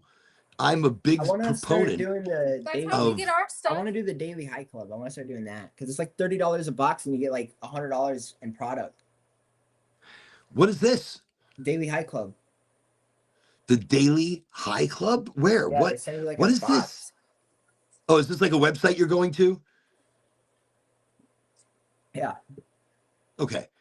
So it's a specific website, and yeah, it's like a monthly subscription. You join, so you pay automatically $30 a month. They take out $30 every month, but they send you like a piece. They send you a piece, like wrap. They send you all your necessities, and then like a piece. Interesting. Yeah, I really like this. I really like this. And then they do like holiday themed boxes too. My computer's at 3%. So the what? My computer's at 3%, and we need Oh, to your run computer. the pet Go. before it closes at 9. Go to the pet store. Why are you still talking to me? Go. I'll be back. Go. Look, tell Chase enough. Go. Okay. So. Bye. Right. Oh, that's funny. Y'all are funny. Go get some fish for the food or food for the fish. Now you got me doing it. So welcome once again, everybody. Tonight, highly motivated. I was about to say on the road to work. I am fucking high tonight. Holy shit. I've been working towards the birthday, making sure that I'm just very, very motivated, very highly motivated, because birthdays for me are always hard. It's the acknowledgement of another year. It's what is it with this shirt all of a sudden? It's the acknowledgement of another year. I don't want to put this button though, because then it's like too much. See, then I feel like it's closed. Like I'm too, now I can't breathe. But it's like it's the acknowledgement of another year and another year down. You look back at your accomplishments, you look back at your whole life almost, and you're like, where do I stand? What is happening? Like Chris over here, Christopher, says it's hard to believe it's been a year since the small people wrestling event. I know. It's hard to believe it's been a year because that feels like it was just yesterday. It feels like me and the family and I were sitting there in the audience, screaming, yelling, getting into it, tons of energy. And we went to go watch little people wrestle. And they were killing it. They killed it. It was a really great event. But it's hard to believe. So birthdays are always the weirdest thing. And the night before a birthday, mentally, I'm just like, I think I revert. Like I'm reverting to like a kid. Everything is funnier. Everything is more giddy. I wasn't. Like today, the beginning of the day, I just, birthdays are hard. Big chunk of ice in there.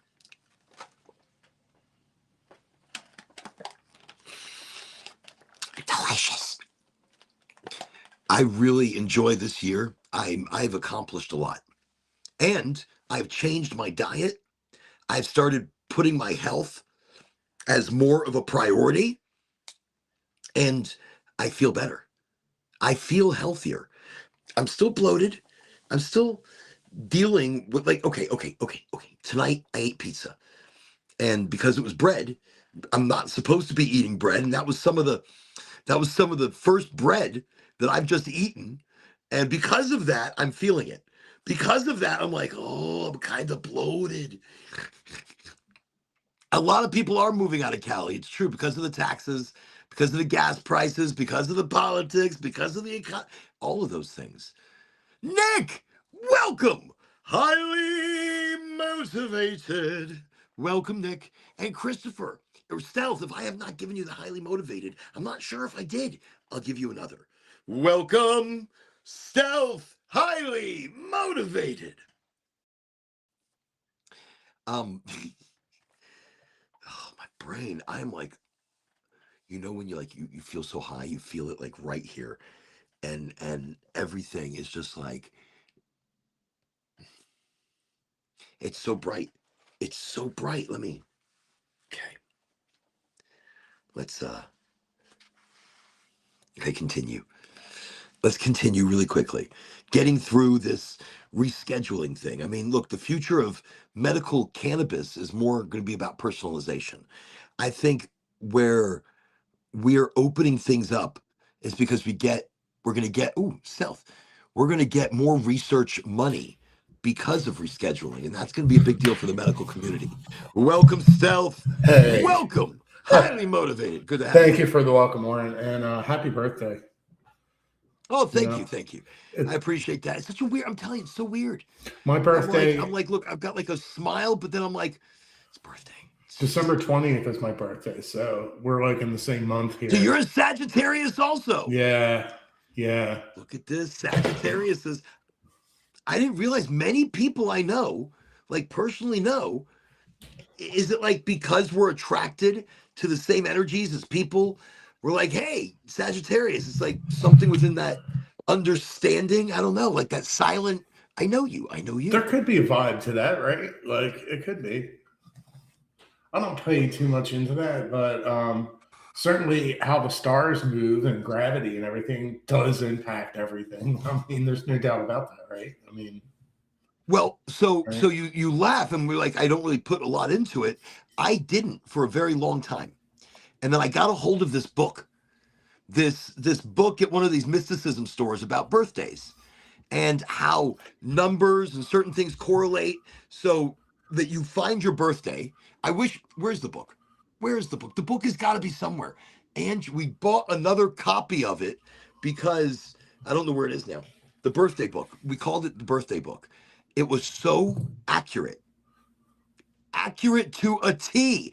We bring it with us to like friend gatherings and hangouts and shit because people are always like, bring the stupid book, and we bring the book and we're like, all right, give me your birthday, and we look through and I'm like, all right, your favorite numbers are kind of these. I do put weight into the I Ching, which is like the ancient book of Chinese changes. I Ching. And you can go online and find that and do like a random fortune. I think that's the most accurate out of all the different things.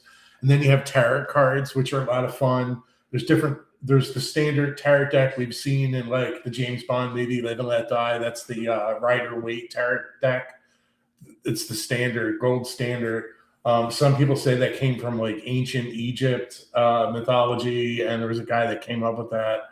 Well, it's funny you say that. They say it was the ancient Egyptians and the tribe of Moses. Right. So Moses was invited over to the Egyptian lands. See, a lot of people don't realize that. Story goes, this is a combination of the teaching. So the tarot was a combination of Moses's ideas and teachings and God's teachings through the Hebrew people, right, and the Egyptians.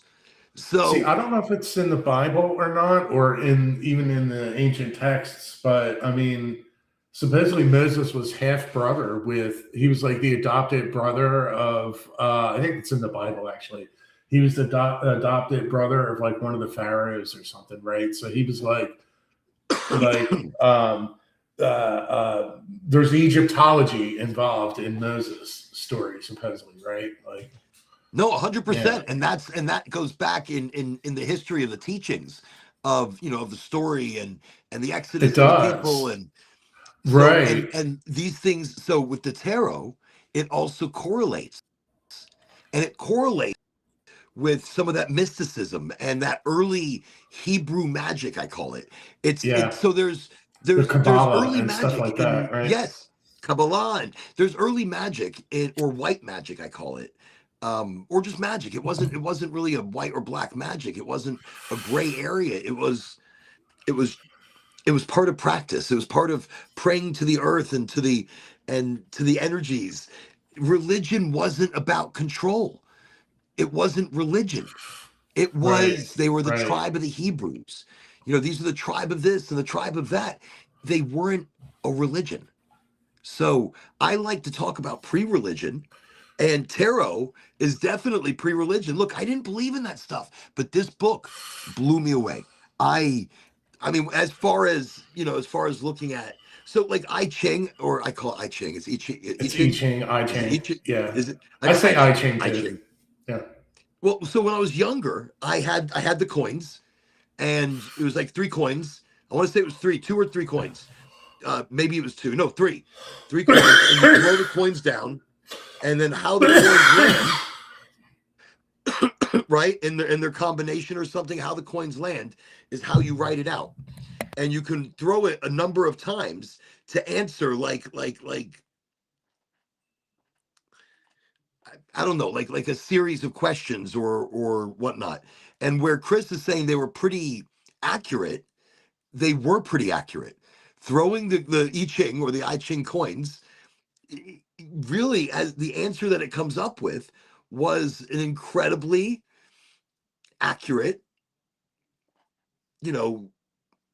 it's incredibly accurate. I mean, I've even in a work scenario, we had a teammate that was trouble or whatever, and I'm like, go check this out, and with another friend, and the fortune that came up, he just looked at me, he's like, his eyes dropped, like, that's exactly the situation, because random things, the universe is not random. We think it's exactly random, right? But it's never random. Well, that's where I tell you it's already written. Look, we are all okay. I'm glad you said that. it's not random. It's not random. It's already written. It's already spoken about. It's already spoken for. Life is already played. It's already played. Yeah. And it's played for you to win. It is is played for you to achieve success. There is no losing. Just being here is winning, you know? Just existing is winning. Yes. 100%. Love that. Just being here is winning. But life is programmed already for you to succeed, for you to win. Your self-doubt creates the imbalance. Your self-doubt and self-question of any part of that situation creates the imbalance, creates the need for a yin and yang, for a positive and a negative. You see that in stories too, right? Like everything is just generally good, right?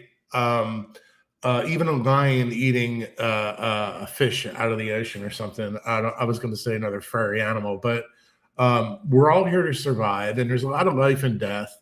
But evil is merely the absence of being connected to all that is evil, right? You're turning a blind eye to things. You know, people look at Christ and Christmas a lot, right? It's very popular. That's like having a kid, and you're giving the kid the role of being the leader, let's say, right? And that's what happens. You have a kid, and usually the kid is everything you do has to be for the kid, right? But that's it becomes a Christ that way. Like thing, you know, baby Jesus and stuff like that. And well, you're right, and it's life imitating art imitating religion, or imitating structure, and it's wild. That's why you see a lot of pro-lifers, you know, are like Christ and conservative, and the people that are not pro-lifers are not Christ, and that's blasphemy, or the blasphemy to them anyway, you know. Or I think being atheist. So I talk about the control of society a lot.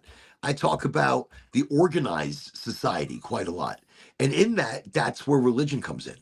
So it's not necessarily bad, and maybe as a society we need it more for the control of the masses, or not control, maybe the organization of the masses. Oh, religion is definitely organized religion is a shit show, right? Yeah, it is a shit show. It's been skewed over the years.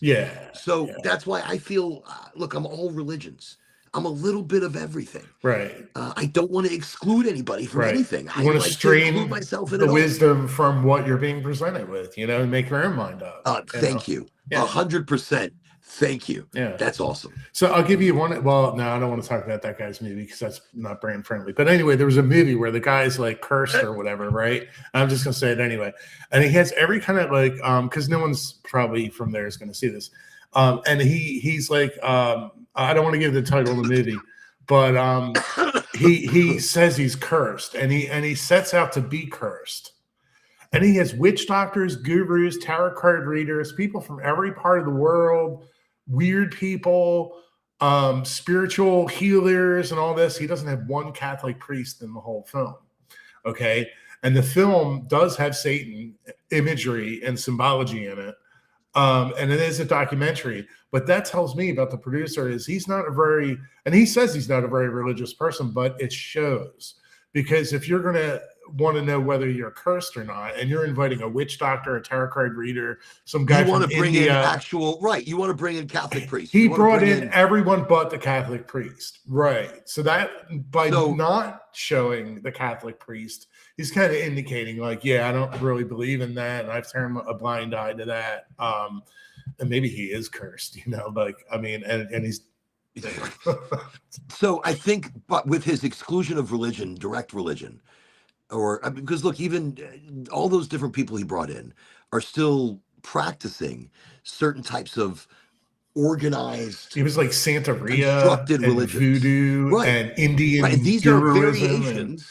And these are variations of earth worshiping religion, you know, shamans, religions, basically, ceremonies. I think if he was cursed and he knows it, if he had to question it that much, he's definitely cursed. But not bringing in direct religious figures like that, I honestly, I can understand his skepticism. Even I, growing up, you know, I've always questioned the temple. I've always questioned the synagogue. I've always questioned the church. I'm it's the a one that shame was like, too. why? Like during a service, I mean, they're out there, they're preaching. I'm like, whoa, I got a question. They're like, no, it's not a question. I preach it to you, and you learn it from me. I'm like, no, I got a question. Oh, shit doesn't sound right. So I'm not usually allowed Yeah. in their houses of God. I was raised House of God is everywhere. in the Catholic religion just because my parents were and their parents were, and they went to religious school because public schools were just so shitty. And so that's where that comes from. But I sort of gave up on all that, and I just believe what I believe now, which isn't anti-God. Well, no, everybody should. You know? Everybody should believe what they believe. Look, Yeah. we should never judge anybody on their beliefs necessarily. Right. How they carry them out or carry themselves is how you be judged. Right. You be judged on how you carry yourself, Right. not what and know them by their never looked fruits, at- right? They say. Right. Yeah. Right. I've never looked at somebody's religion. Look, I love everybody equally until you show your ass. Right. Right. Would that be a fair way of saying it? Yeah. Love everybody equally until they show their ass. Right. Until they show maybe their true colors, which are not maybe as painted as you thought. I think that happens in a lot of families too. Like I've seen that in my family life where it was like, yeah, we all lived in the same house, but after you live with the same people and you're kind of forced into that situation, there's a disconnect, like you're not connecting. I had an elderly father, and he grew older, and he lost his mind in so many different ways. Some of it was, that's hard to be there. That's hard to be there with, He had a whole spectrum of faking a little bit of losing his mind when it was convenient, not faking it, and things like that. And it pisses me off that like all the doctors, they talk to the family, and it usually takes about 2 years to get some sort of mental diagnosis or whatever, and that there's an issue. And it just amazes me that my father was seeing dozens of doctors, every kind of specialist, and he gives them the medication list, but because the medication list said sleeping pills, their eyes just glossed over it and didn't take into consideration what was that substance he was taking. And he was taking Benadryl every day, which is DPH or diphenhydramine. Yeah, terrible. You will see shadow people if you take it every day. 100%. Yeah, people taking sleeping pills. It's not a daily medicine. It's as needed medicine, and it'll people don't realize the effect of over-the-counter medication. Right. Yeah. And so this is also why I'm so happy that if scheduling happens or rescheduling, it's a big deal. Look, I want it to be descheduled entirely. I want it to be off those books entirely. Sure.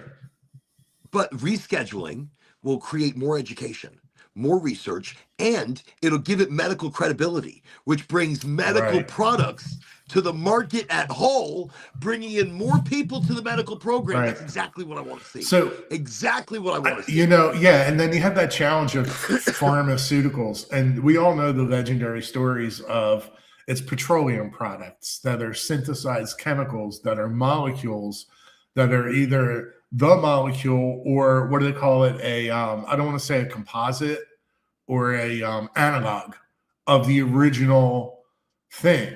So they try to come out with a cannabis drug. Let's focus on cannabis, right? Cannabinol. It is a analog of a cannabis molecule. It is not like herbal medicine. So they can't really patent. They can't patent weed. And if you can't patent it, I guess they feel like they can't make money off of it because they can't have that exclusive charge you whatever they want absorbent prices for the drug because they own the patent and nobody else can make it. But I think we need to move away from that too. Like if herbal medicine, like it's weed is not a supplement, right? It's a drug. But you don't see a lot of drugs. Like I can't think of one darn drug that isn't some sort of just pill or synthesized thing. It's not like someone says, that's why this is so great, though, because in the rescheduling, it's now not a drug, but it's now medically recognized. It's medically this recognized. Is something it's we've a been good waiting first step. for so long. Yeah. It is a great step. Right. And you say, so yes, ChatGPT is like, no, not a big deal, not yet. It's, you know, it's going to take a while. It's a bigger deal than what it's saying. Everything takes a while. Yeah, everything takes a while. But in that, now we are accepting it as a business. We're accepting it as a medical possibility. This opens up, look, people with bone deteriorative diseases, this opens up, look, fibromyalgia, neuropathy, Schedule 1, weight control. Right. Schedule 1 stuff was just stuff that had no medical uses or whatever. It's like highly restricted. Never take it. Heroin, crack, cocaine, fucking Schedule 1. Holy shit. Like the strongest of the strong drugs. Obviously, cannabis is not that, but since 36? Yeah. That was the schedule. Yeah. That was the classification cannabis has been fighting for this many years. The UN scheduling and the United States scheduling, it was a worldwide thing when they scheduled all these drugs. Because didn't the UN already change their schedule for cannabis? I don't know. They probably already did make it Schedule 3. The United States is hard ass sometimes with that kind of stuff. You know how it is. They're not as liberal, free going. Maybe I don't know. No, that has nothing to do with it. It's just it is what it is. Well, no. I mean, look. Let me see what we're doing. Has the UN already reclassified cannabis as a less addictive, less harmful drug? Yeah, like what schedule is it on in the UN? As far as the UN goes, has the UN?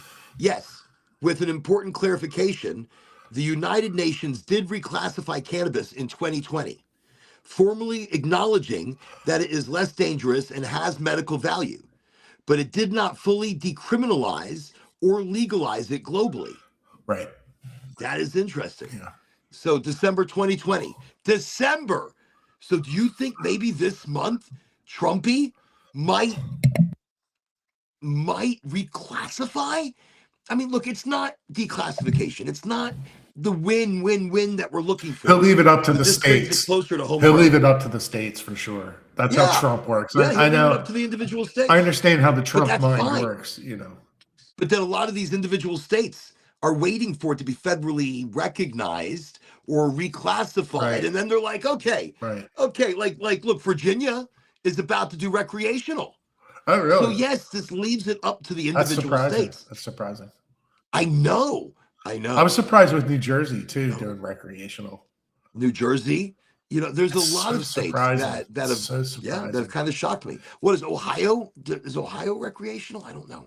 Because back in the day when the weed was shitty and it had seeds, and we all know that, like you would get caught with like a baggie in the car with like a fleck of weed, and they would be like, "Oh, there's trace amounts of substance here." And they were real hard ass about that stuff. They were hard ass, right? You know how afraid I used to be? Like they find weed on the ground, right? Like you're going to jail. You're all going over to my floorboard. I'm like, there's weed all over my floorboard.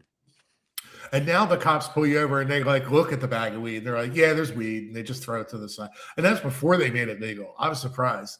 Like the cops in New Jersey, they're like, oh, what's this? This is, and it was just, I had pulled over. I had some run in with the law, and it was just stupid shit. And they said I did some sort of matrix maneuver of like 3 cops. And my lawyer was just like, dude, you're not that guy. Like you didn't take on 3 cops and beat them up or something. But that's, if you read the thing, like the delusional cop. And I think it was because it was their diner across from the police station. And so there was cultural issues there. Like the food was shitty and I was just having a cigarette out front. And they're like, you're drunk. I was like, gee, you're a fucking rocket scientist. It's 2:30 in the fucking morning and all the bars just closed. I wonder if I had anything to drink. Duh.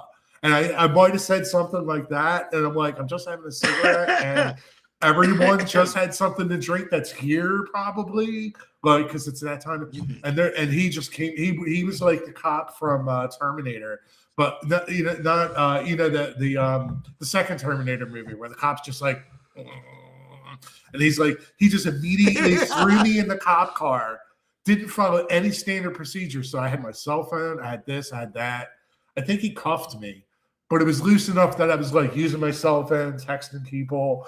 And my lawyer's like, wait a minute, he didn't search you for like weapons or whatever? I was like, no. And she's like, well, then he couldn't have suspected you were a danger because that's what they would have done if they thought you were a danger. It sounds like he just ran up and cuffed you and threw you in and took you. And I was like, that's exactly what happened. That's ridiculous. Like $1,500. Stay out of trouble, man.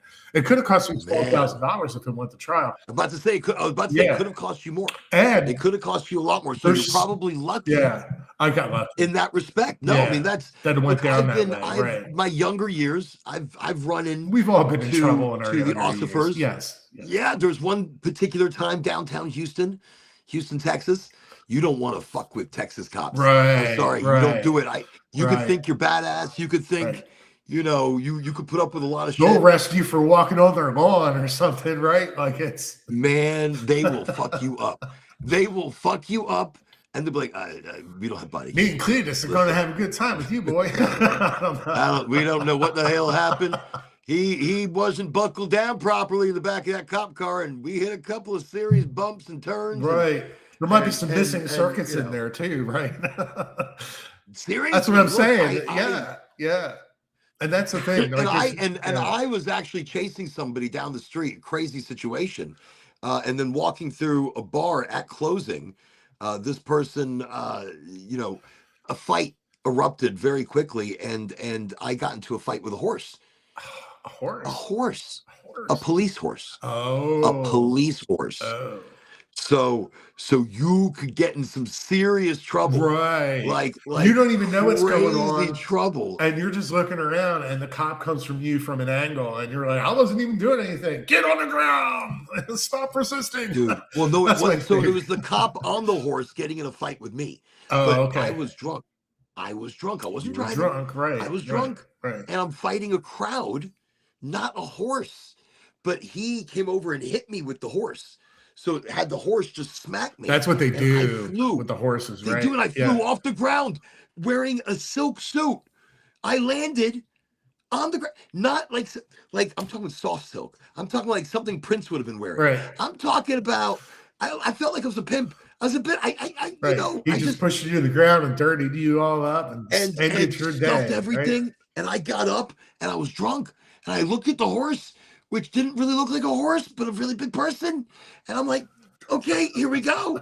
And I came back at the horse, which was not smart. Right. And then I got hit again. Right. You know how people are when they're drunk. So, it's fun, right? Like it's just right. You just keep going. So I was very lucky. Actually, I had friends of mine that were chasing me down.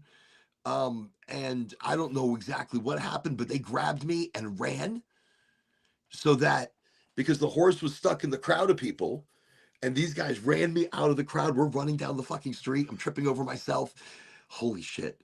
Very close calls at some very interesting situations. Yeah. But I've grown. I've grown a lot since last week. Everyone does that in your younger days. You get in trouble here and there with the cops. You're speeding or you're just. So all of that was attributed to drinking. All of that for me was attributed to drinking. Never cannabis. Never cannabis. Right. Cannabis never got me in the shenanigans like that.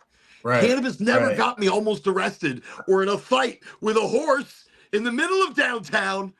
What a fucking crazy night that was. Drinking is bad generally, but I mean, socially people drink every once in a while. It's like, okay, if you only have one or two, you'd be all right, It's like a moderation thing, right? Like when I first moved here about 5 years ago, I started going to the bars to see, because I wanted to pick up women, right? Like basically, and flirt with them and everything else. Put it out there. Tell people, look. And so I went to the corner pub, whatever, and I'm like, yeah, it's all right here. Like everybody's married. There's like one woman that like five guys, right? And then all these guys looking at their phones. So it's interesting to watch the mating calls. It's interesting to watch the dance, so to speak. It's people don't know about going out. So there's places you go that are like the family pubs, right? And they're just like, yeah, it's a sports bar. And then maybe like 10 o'clock at night, they dim the lights 50%. And they're like, oh, we're a nightclub now. That's not a real nightclub. A real nightclub, you'll know it because there'll be a line of young women and guys out front waiting to get in. There'll be a line. If there's not a line, it's not a nightclub. as far as I'm concerned, like in the spirit of things. Well, no, right? no. So, but there's also a different representation of it. So there's a lot of clubs I've wanted to open up. I've opened up some little cafes and things like that. That at night we dim the lights and it turns into more than a cafe. So, right. but it's not. That's you're right. That's not a. It's That's not the a line nightclub. out front kind of cafe. So a nightclub though, not necessarily having to have the line, but for me, nightclubs have a crowd of people outside. So not necessarily the entry, right, but it has smoking, like a sitting around. right. Yeah. You've got like a crowd of people that kind of congest outside. A nightclub is high energy. Right. You go in, it's dance, dance, dance, dance, dance. You've got a really popular poppin' bar. So, boom, boom, boom, boom, boom. You got a big dance floor on the bottom. Maybe you got one up on top. So I've DJed right, a lot. right. And and you so, DJ and stuff. Right. Yeah. You know all about it. You've been there, man. That's good. But to me, so for me, that's not my vibe.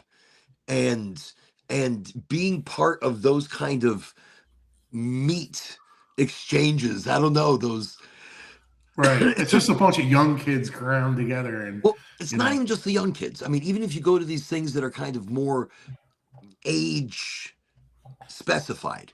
Right. Look, I'm 51. Yeah, there's early 20s, tomorrow.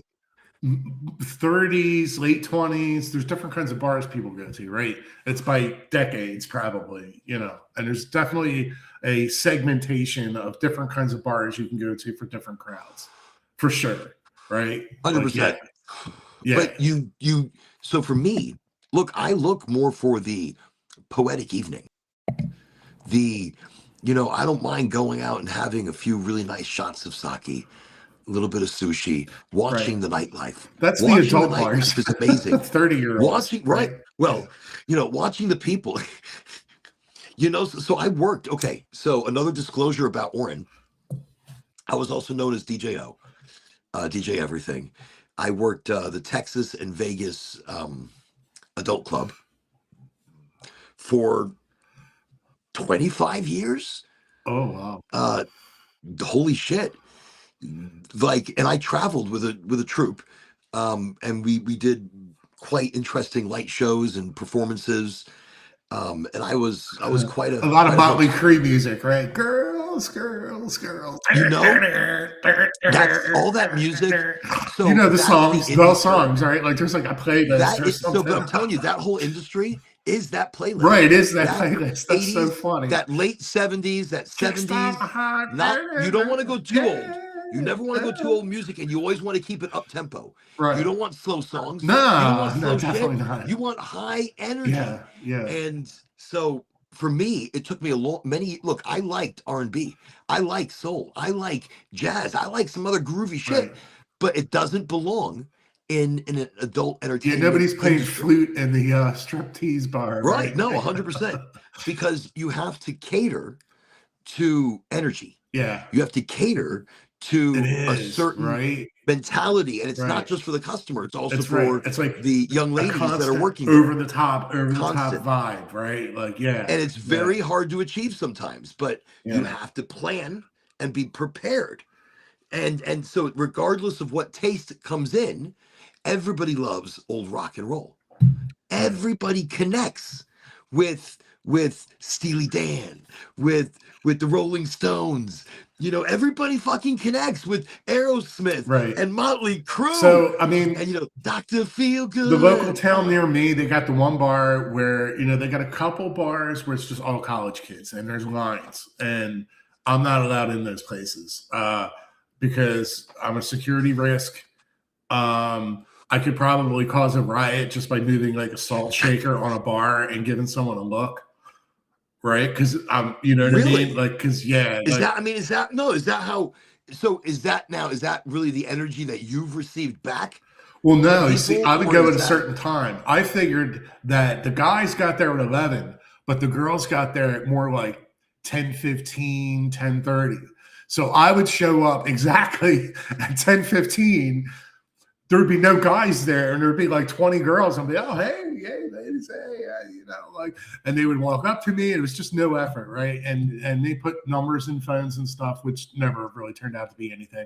But it was just fun, right? And then you got to think the security staff's like, who is this guy? He's just coming in here. He thinks he's fucking James Bond or something. Like, you know, because I had figured out the system, persona, right? Listen, if that's the persona that you need to be giving off, that's exactly it. It was fun. I'm serious. It was fun, but they won't let me in there. So then you have the older bars, which are like people in their 30s. They're maybe wearing a blazer and there's live music, and they're having artisan handmade drinks with fresh ingredients or something. Is another bar. That sounds delicious, right? Yeah, that sounds delicious. And then they have I love a good fucking movie. Oh yeah, you love that place. I forget what the name of it is, but it's like a live band. They're playing the music you just mentioned, like Steely Dan and things like that.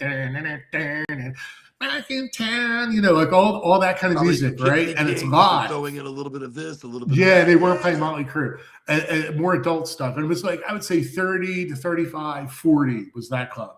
And then there was another club which is was downstairs. I haven't been to it yet, but I know of it. And there's a line out front, and it's more like a hip hop type club.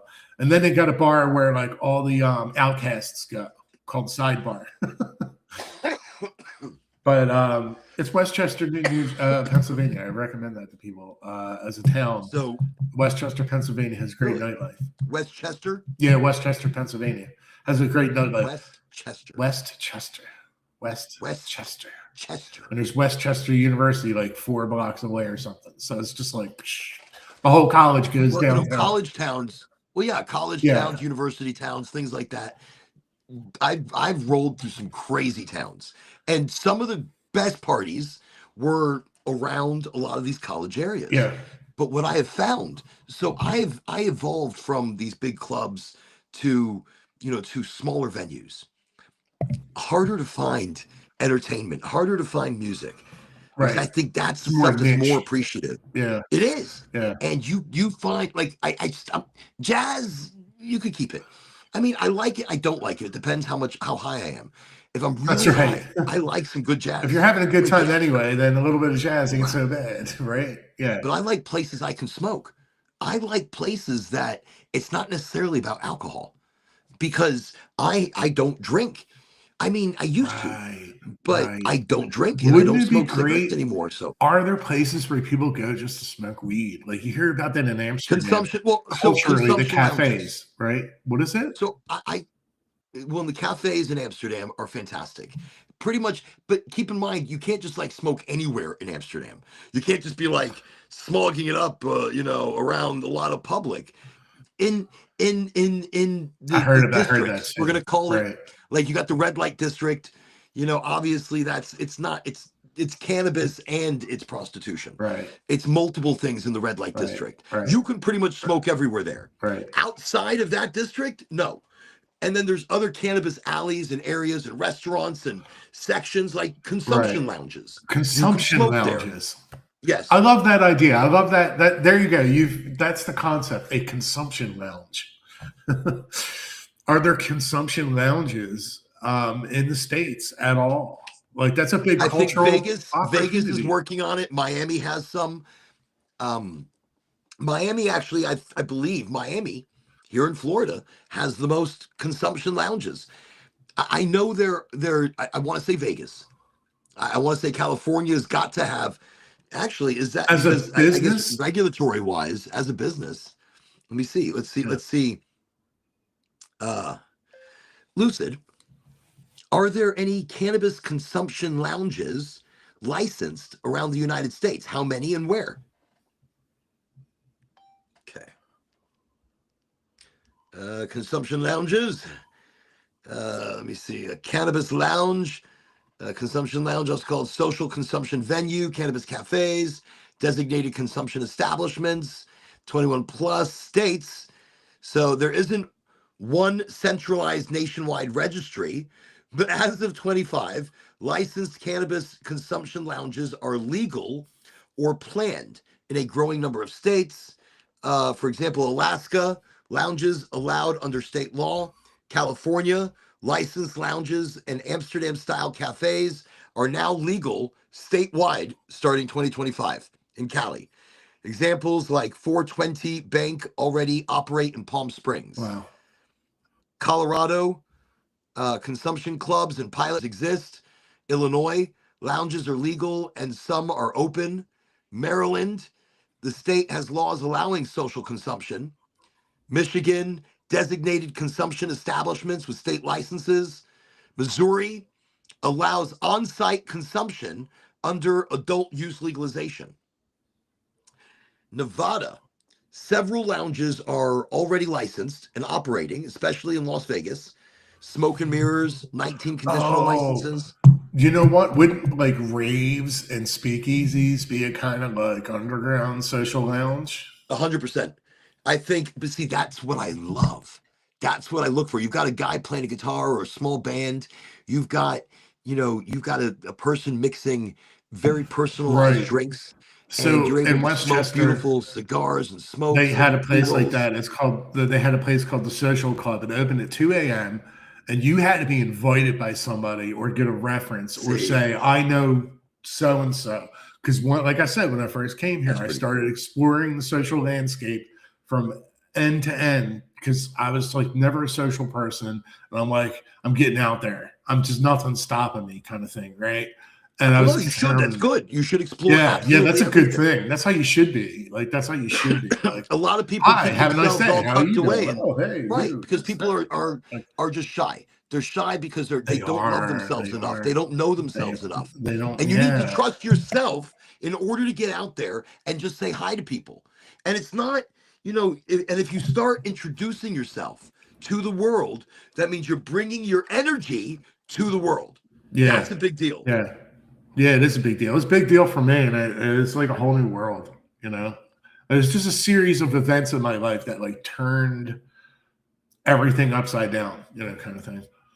Ooh, look, best viewers. There's that guy again. We got Gray Reactor, whatever. Okay. We already have the best people here. We already do. Welcome to the show, Gray Reactor. This is the most awesome. Glad you could join us. And I'm glad we could do this show. Look, we're almost 2 hours in, and I mean, I'm now more relaxed into the show. Yeah. It takes me a while sometimes just to kind of get my, the first 20, 30 minutes, the first hour, I can still be scatterbrained, and it takes a moment. That's why I do long shows, because it takes, like, I've seen other podcasts and they're 30 minutes. What the fuck is that? Or 45 minutes or an hour maximum. And they get to an hour and they're like, all right, listen. Are we done for this evening? We're done, man. We've done it. And I'm like, wait, that's more. Well, that's all planned out. You're more intuitive. You're just like kind of, and that's the thing, like, right? You're smoking, and then the intuitive mind is, like, dude, I spent I'm tuning into that frequency. I'm tuning into that more intuitive. I think it's more holistic. Like you're looking at the bigger picture instead of focusing on fixing a faucet or repairing this or looking at some data or, for me, like I study a lot of data and stuff. It becomes more about the people. It becomes more about our topics. Like tonight we were talking about rescheduling and what's going to be happening with the recent talk. And so I asked Asia and Chase, hey, what have you heard about this in the news? And they're like, they didn't hear about it yet. It's not in the mainstream media. I saw it because I follow the it used to be on Reddit. I'm not going to name names because I'm not going to give them free publicity or balance of power. Reddit has become a crazy place. But Reddit had the #1 community for Trumpers, and then that community was getting harassed by Reddit, and they were banished. Really? Remember that? Remember Alex Jones got banished, and Elon Musk got banished, and Trump got banished, and we're talking a whole list of people that took off of. They deplatformed them, right? Well, so because I had that open letter to Trump on Reddit, I got banished from a number of groups. So my account is still there. You experienced the Reddit, right? So the Reddit thing I've experienced and I've dealt with that. And Reddit is a great audience, but now I'm banished from these groups. I can't even say shit. Right. and so I don't care anymore to comment now. I don't need to comment. I'll read some of the shit, and it's good to follow. It's good to be mentally where people are, and people are not in a great place. People have to look realistically. Safe space, that phrase, is another word of saying you're living in a bubble, because people are going to say offensive shit in this world. excuse my language. Maybe I'm being a little offensive. And you're just going to have to grow up and deal with that, because especially if it's just words and they're, sticks and stones break my bones, but names will never hurt me. That's a thing, right? Like, people can say stuff to you and hurt your feelings or whatever. And maybe it does, and it probably does, right? Like, that's not against the law to have your feelings hurt. Like, that's just how the world is. No, you're right. But it is. But in the world being like that, maybe we need to change that. And I'm not saying we need to toughen people.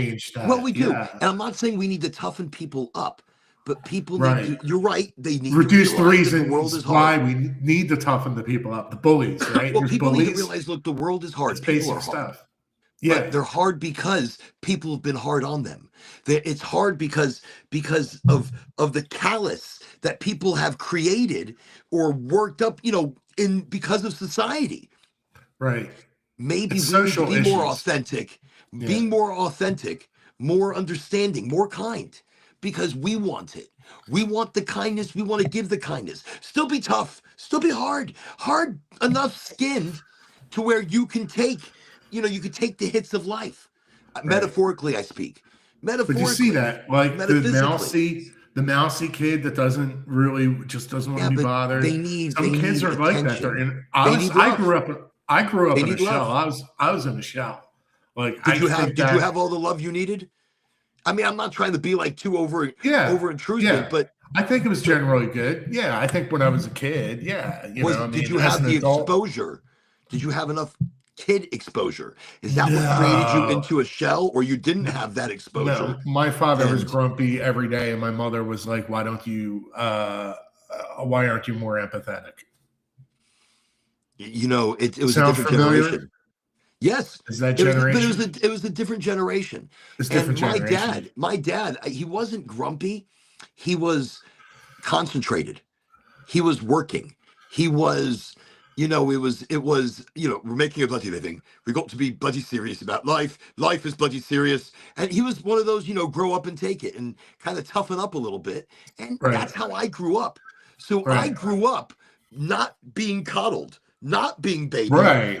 I baby my kids. Here, right. I baby the shit out of all my children. Right. So is it psychological? We're more aware in the past 10, 20, 30 years of psychology, and no, we were just ready earlier because of how we were brought up, because we had to be tougher, faster. We're readier. We're more ready. Right. And kids now, they're not more ready. They're not getting their fucking license until they're 20-something years old. They're not moving out of the house until they're like 30. Get the fuck out of here. I love you, but go. And in that, but they're not. Think about it. Look at this generation right now. I have kids. I have some of that is the economy, though, right? Too, because economy, do you make but it's also if they try harder, they work harder, you make more. That's true. Look, our generation, we're always pushing for more. Well, here's my point. We're satisfied, but we're not satisfied because we value ourselves. In the 80s, I always remember if you wanted a job, you could just get a job. You go to the mall and there's 10 stores that you get a job. But we've entered a situation of reality where that's not true anymore. And even if you just want a job, maybe you can't find one. Is that a thing now? And is it because of all the other political issues, the immigration, the job market, the economy? You see, there was a lot of immigration, they just opened up the floodgates, right? So we are dealing with some very interesting things politically and country-wise. We are dealing with an influx of jobs that nobody wants to have. Well, there's that too, right? Who wants to be a migrant farm worker or whatever, right? We're looking at a different generation. We're looking at a generation that's not used to working like that. Right. And it does open up the opportunity for a lot of people that have been out of work. That's true. It's not a black or white thing. It's definitely different forces of gravity. And the pay is not terrible. A wibbly wobbly type thing. So there's all those things going on. You know what I mean? Like, for sure. But look, tonight I am giving obviously a couple of my own opinions on some of these things, but that's exactly the truth of it. We have a country of people that don't work hard like that. I mean, we have a lot of hard workers. but the majority are not in that mentality. Right. And so when you have people out of work, they would rather stay out of work than live in the parents' basement or whatever, and instead of progressing, but now not everybody can do that work. At my age right now, I could probably do it for a couple of days and I'd be like, right. Holy shit, I gotta recover, and then I'll go back and do it. And then I gotta recover, and then I'll go. But you can't do that. When you work, you gotta go every day. You gotta work, you gotta put your back into it. Yeah, I mean, if you're like save and not buy shit you don't need. You don't want to be someone that's like 40 years old, 50 years old, and you have to work, a job that is not really, you're not, I mean, everyone wants to earn more money, right? Like, I mean, that's the truth, I think. And how do you move society in that direction? Because you stop looking at money. You stop wanting money and you stop needing money. You stop spending money. Look, you want to save money. You want to make money. You got to change your mentality about it. That's what I had to do. Look, my whole life. Look, and I will tell you right now, my whole life. I don't even know if I talk about it much on the show. I may have like ages ago, but my life, my whole fucking life, I've worked really fucking hard. I've had sometimes 3, 4 jobs. I've had side gigs where I was a DJ, a mobile DJ. I was doing weddings, then I was doing photography, and I'm doing this, and I'm doing that, and I'm working a day job, and I was doing gigs at night at some of the clubs, and so and then I was a cook. And while I was a cook, and then I was doing another job here, and I was selling insurance, and I was selling being cars. A cook is pretty sloppy work, man. That's hard. Rolling your sleeves up there. It's not like you're selling insurance or like some of the other more but white collar type things you were saying, right? But in that, I've worked hard and I've worked many jobs, and I've worked with my hands, and I've done construction, and I've done. I've cut grass. I have not. So, and I've cut grass. I've done construction. I've learned how to do drywalling and make readying and holy shit, things I never thought I was capable of. Done it. But the thing is, I was chasing money. And my whole life, I was chasing money. Right. And money was running away from me. No matter how much I made, I spent more. I lost it. I couldn't save it. It just disappeared. I wasn't creating it because I was chasing it. My mentality is I never have enough. Hear what I'm saying right now. My mentality is I never have enough money.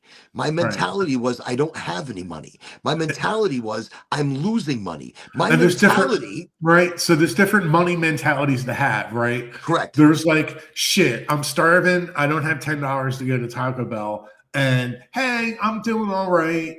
I could use more. I could use less. I'm struggling. And then there's like, all right, I'm feeling all right. It's good. And then it's a little bit more. It's like, I got extra money. I can maybe invest and do things. But here's where the mentality changes. That whole time I was telling myself, I was manifesting the now. I was creating the now. So that whole time I was telling me, I don't have any money. Never have enough. What it did, it created never have enough in the universe around me. It created it's like transmitting it out to the that I was creating, that I was manifesting the lack of money. So it's like I changed the narrative. Change the narrative. Don't chase money, chase desire. That's like Tony Robbins and Napoleon Hill and who's the other guy? Bob Proctor. Remember what they talk about? Yeah, that's what it's all about. It's about manifestation, mindset. I like Tony Robbins. But I really haven't sat through too much because he's way too motivating. So I'm already motivated. I can't take another motivator. Here's my thing with these. Yeah, here's my things with the motivational guys and the mindset people. Also, they're like, "Don't be fearful. Just do it." Well, like at some point, you're going to get to the point where you're like, "I can literally do anything, but I just don't have $1 million in the bank to do it." You know what I mean? Like I'm not afraid to do it. But I just don't have that $1 million in the bank where I can like hire people and start delegating work out and moving parts of the world, right? Money is a small thing. Look, I used to think money was a roadblock, and it's not. I used to think money got in the way of getting things done because I needed. Look, there was one situation where I came really close. But I was in that mental, so I was going to buy a resort in Jamaica, a small resort, right? A small, and putting together some friends, and a pool of we had to purchase. Right. I was close to the purchase price, I was very close to the down payment because I would have been able to make monthly payments and keeping a little bit of money in the bank. It's about cash flow, right? Yeah. We almost had enough. But that being said, never was I trying to raise money. Like when I went and talked to investors, angel investors, and friends, I'd be like, look, I'm not asking you for a specific amount.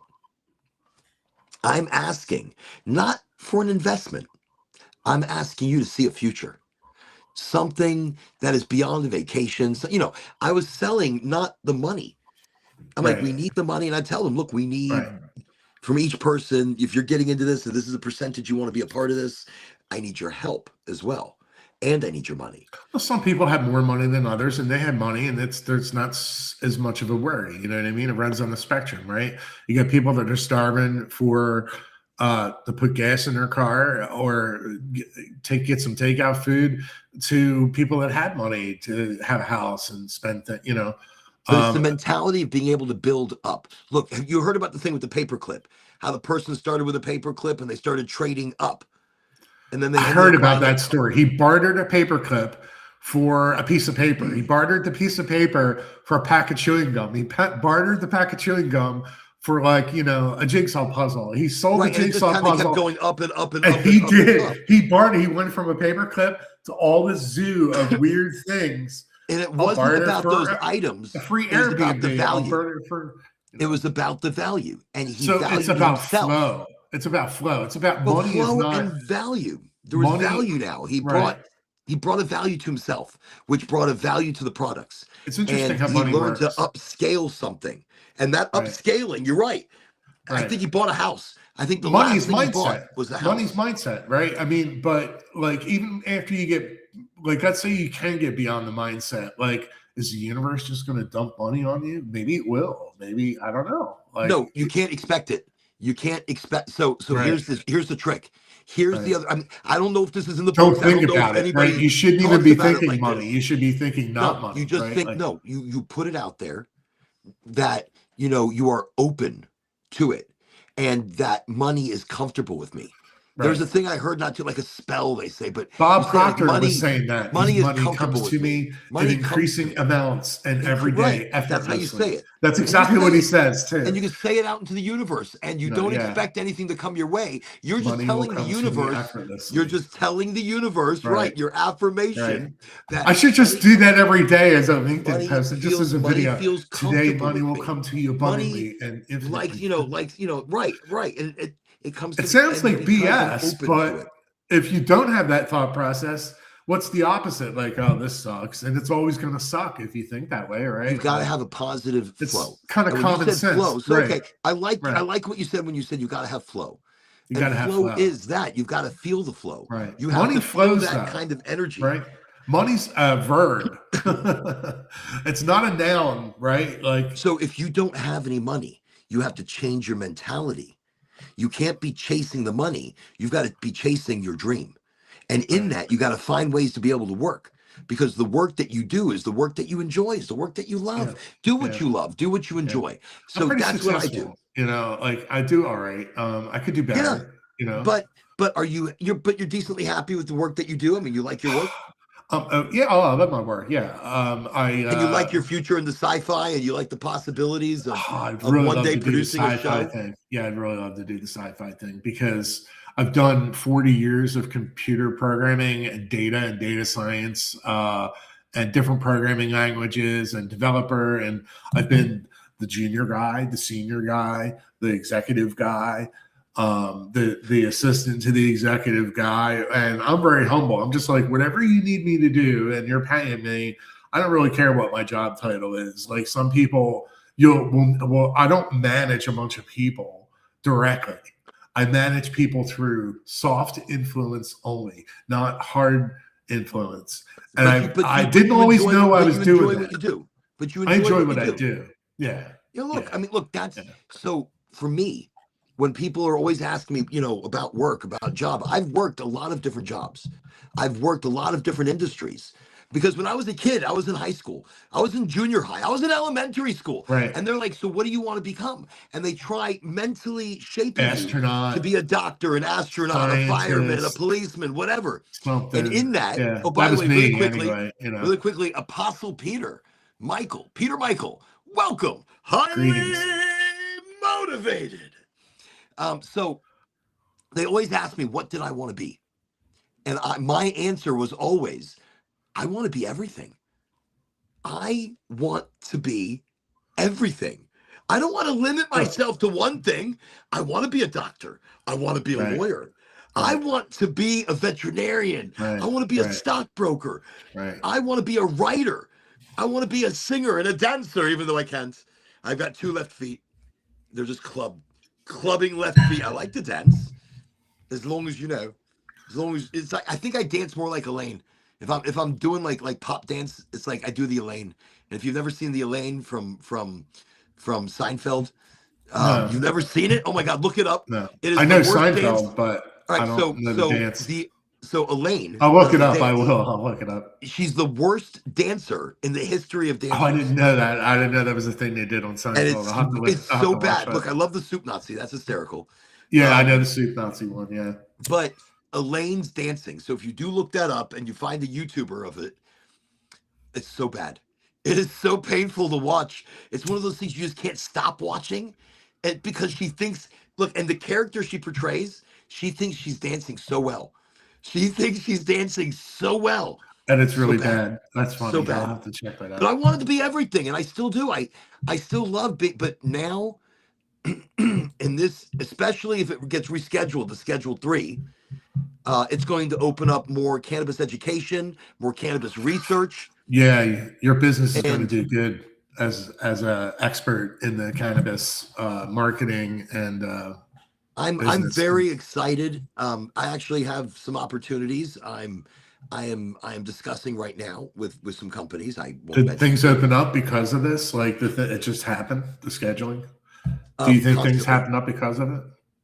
You know, I one contract ends, another one opens. Yeah, because I leave myself open to it. I haven't advertised that I have open availability, but I do. I think my new energy, I have a new energy right now. I feel really good. I feel very positive for the year coming up. I have some great cannabis insights. It's awesome. I mean, the medical market, is big the for you. patient market. I mean, yeah, that's a big deal for you. That's a big deal for you. It is. I think it is as far as on a national marketplace. My brand of education, my brand, which is the Oregonji pre-rolls, that's what I want. I want Oregonji pre-rolls. And these pre-rolls are a pack of nighttime, daytime, and anytime. And these pre-rolls, so nighttime, daytime, anytime, or daytime, nighttime, anytime. And these pre-rolls are also medical. So the nighttime are high in CBN, high in CBGAs. You know, you've got THCAs, you've got different blends that incorporate different roles of those cannabinoids, different terpenes. And maybe you need it for different times. You need a good relaxation. You do this one. So, you know, the smoke shop section is always a little confusing. I think you hear that in the marketplace, like, oh, is this real THCA or is this really weed? And I'll give you another example. Cigarettes have to have plain packaging in most states that are not appealing to children. But if you look behind the counter, you'll see the different Juuls and the vapes and stuff, and they're plain packaging somewhat, and the regular cigarettes. But then they have this weird line. I don't even know what they are. I'm going to ask them. But it's at a major convenience store, a big chain, and it's like, it looks like there's artwork on each of the covers, like, and it would be very appealing to children.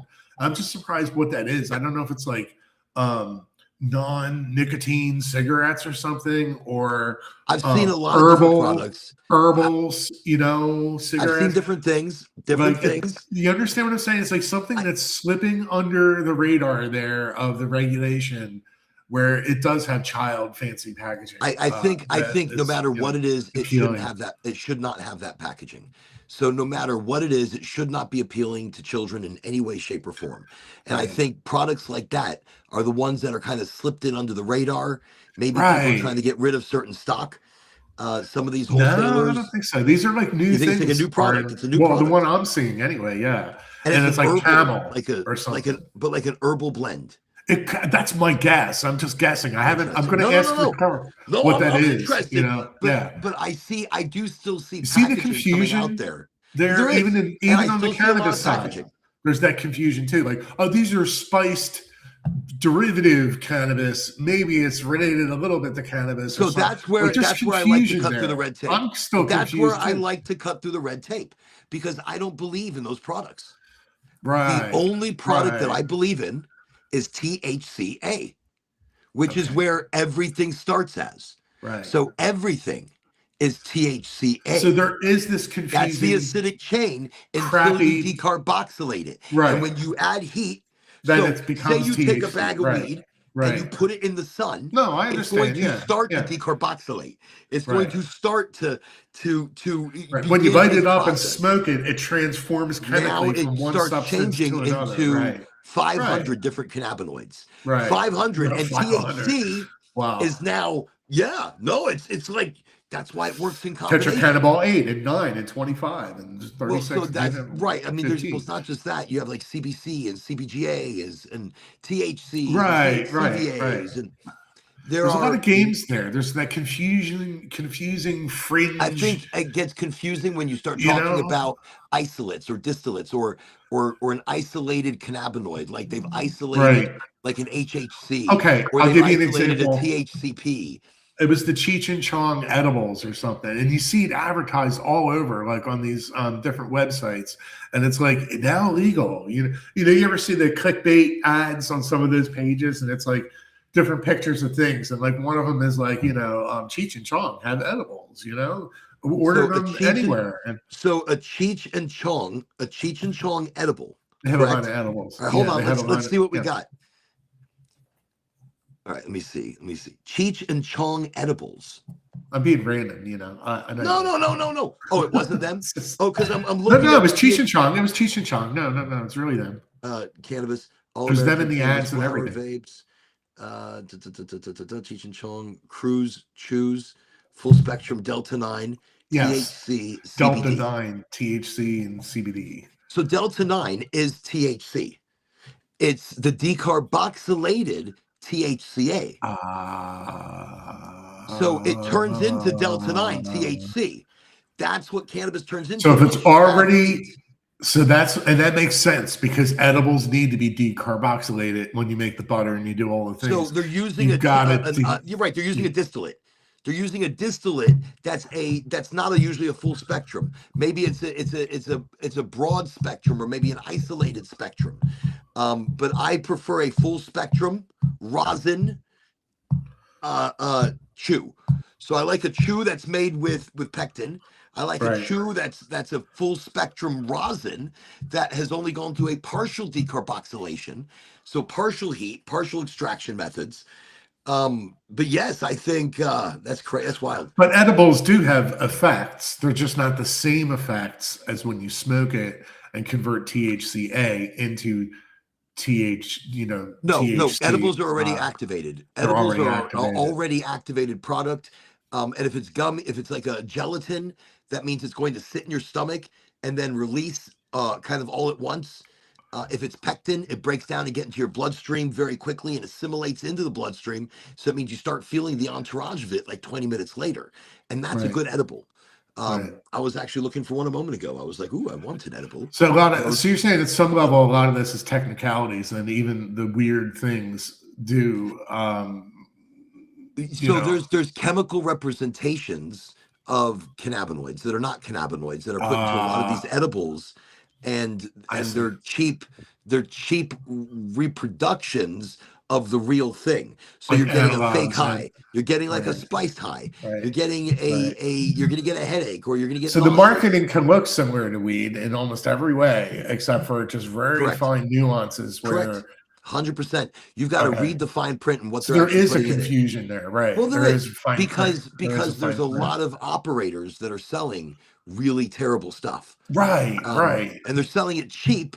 And a lot of these stores look at it and they're like, okay, I want to buy cheap. Right. You might even look at, I mean, they're showing stuff that looks like a bud, like a weed bud, and it looks like a weed bud, you know, but it's like legal weed. And it's like, there isn't. I mean, when they do that, if it's a synthetic or something, right? Or it's bud, like it's CBD. It's a CBD heavy bud that has either been infused or sprayed with something that makes it spongier. That CBD is legal. Purely CBD bud is legal. We're saying correct. So the infusion of that or the process of that creates because a lot of those CBD places popped up right past 5, 6 years. Whatever. I mean, some of these places are selling bud and they are labeling it some stupid thing so nobody looks at it. Right. So that's the other side. Okay. So here in Florida, a lot of the wholesalers are selling what's called THCP because the agricultural department doesn't know shit about THCP, which is a minor cannabinoid that happens when you decarboxylate the cannabis. But the thing is, they're taking a CBD and infusing it. No, it's fucking THCA, and they're fucking labeling it THCP. So you need a good company, Smoke One Society. You need a good company that backs it with proper testing and proper company backage. But that's the thing. So a lot of these operators are operating under the table, just calling it something else and getting away with it for now.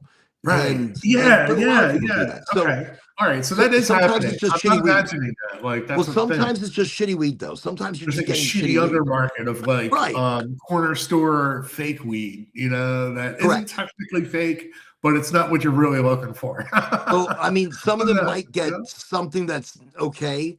It's like it's like shitty weed. It's like Reggie. It's like some Reggie shit. They put it in a container that you cannot see. Why? Because you don't want to see it till you get home, and then you're like, oh, what the fuck? Yeah, like there's a segment of the market that's like, oh, I'm disappointed every day. And most people are not going to open up their gas station weed and go, oh, or their smoke shop weed. And then another segment of the market's like, I was looking to spend less on weed. It gives me what I need. And then there's different people of the marketing. If you know, you know. Look, wait. Right. If you know, you know. And I'm surprised more people are not scanning a code and finding out about incredible things. If you know, you know, and you get fire. You get the best thing out there. I mean, just crazy good. So you've seen it all. Like, you know all the different kind of like sales stories there are when it comes to cannabis, basically. Well, I do. And I know all the different products are being sold. I know how they're selling them, what they're making them with.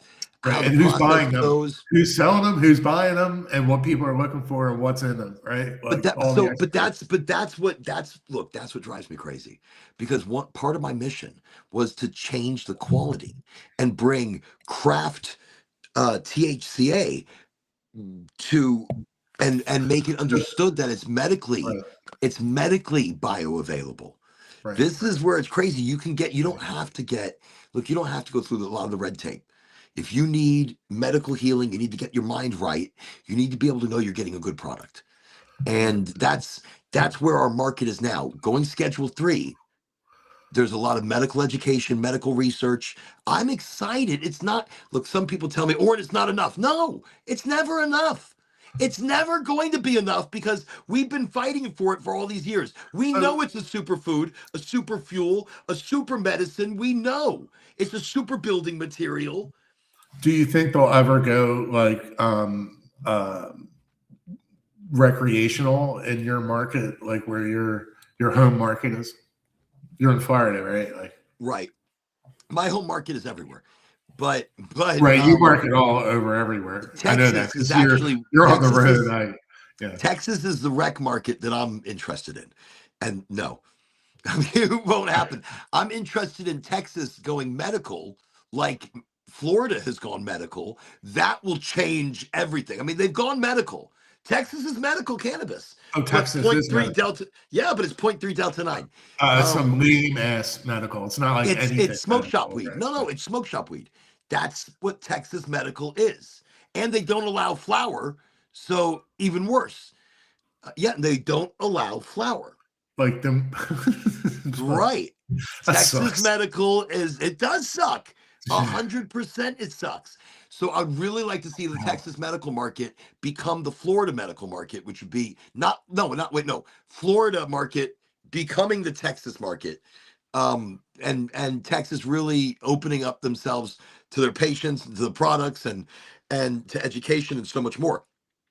But so I look at different medical markets now really opening up around the country.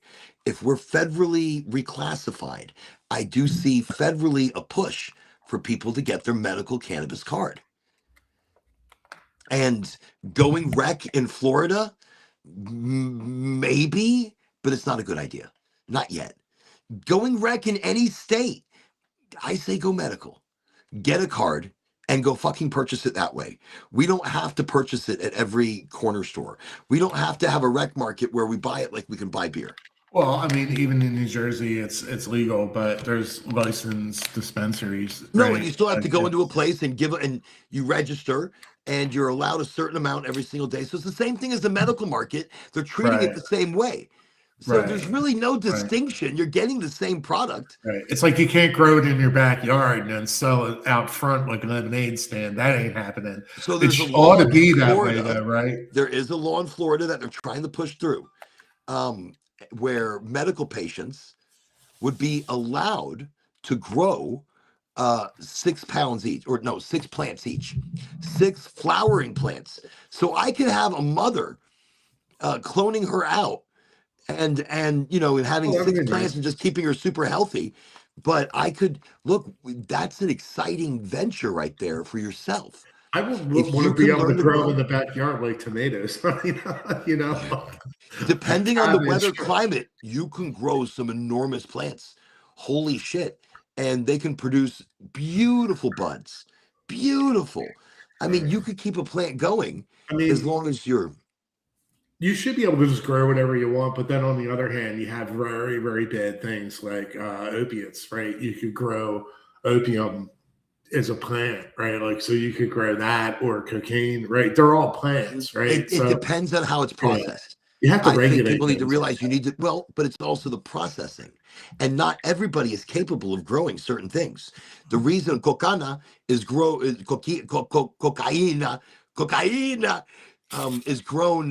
where it's grown, because it requires large fields and processing, and it requires more than people realize. So that being said, that's terrible. I don't see people doing that in even as a hobby here in the States, growing the cocaine plant or the coca plant. Yeah, I guess we need to have some regulation. It can't be total anarchy. But that's why getting a medical card, they allow you to grow 6 plants. So as a national thing, I would be delighted to help push a program where we're allowed to grow 6 plants medically. So you've got to get a medical license. You get a medical license, and now you can grow your own. Now, not everybody's going to be able to do so. Most people are going to go back and buy from the dispensary or buy from the retail outlets. But if you're at least given the option, I don't know. I like the radical freedom idea of everyone just being able to grow whatever they want. But we all like that idea, Chris. We all like that. Wasn't it like that in the early 1900s? They're like, take cocaine for your cough and heroin to get over your hangover. And I don't know what's crazy? No, cannabis and actually cocaine was one of the number 1 prescribed medications. Right. Back in the 1900s. Right. Had Coca-Cola with cocaine in it. Remember everybody was fucking high. And back in the day, everybody was just on some serious shit. Back in the 1900s, they were designing some amazing stuff. They were on that cocaine. They never slept. They partied. They were but then cannabis. Listen, cannabis up until the 1940s, cannabis was the number 1 prescribed analgesic. It was a prescribed. That's right. It was. That's right. It was one of the number 1 medical history. It has a medical history. Well, look, it's got a medical history that goes back more than 4,000 years. Right. You remember Iron Maiden? And he would tell the story of the Queen used to get some cramps. Remember that in Live After Death? And she used to smoke the thing. And it's like, all right, now Ryan with the action. Well, I'll take a joint. But that's the thing. Cannabis As a has kid, quite a history that goes back. Look, even first cultivated crop more than 10,000 years ago. Right, ancient Egypt, they were like, you know. Right, this is the oldest medical crop. Right. And so we are just revitalizing history. This has been studied. We need to study it again. Keep studying it. I study it all the time. I'm about to study another joint in just a little while. Okay. The archaeological history of cannabis through these different cultures and stuff is pretty interesting. You know. Well, no, it is. It is when you start. Well, now especially, we are in the age of learning so much. I mean, that cannabis had a mixture in many different cultures. In ancient Hebrew Judaism, in altars, they have found remnants of cannabis, which it was burned in offering. It was burned in essence. Right. If you read Leviticus, people used to love going and praying on a Sunday. Yeah, like, no, I'll be there Sunday. You read that, you could count me in. You know, in the Bible, it's like, oh, prepare this anointment with this oil and this and that, and turn the fat from this and barbecue that, and set a swine, drink that, make some ribs and give them to God, burn them on the altar, but then enjoy these other ribs. Will be the enjoy these other ribs. We will take these back. These are too many ribs. We'll put these in there. No, it's really it's like we're gonna burn so many offerings for God, and then we're gonna make these other like pork ribs or something, right? And pork ribs. He's like, let's do some pork ribs. But only the priests tribe are going to get. His family will get a special set of pork ribs because they're the inner thing. That's funny. But you're funny. But in that, it's funny. But it's really in there. It is.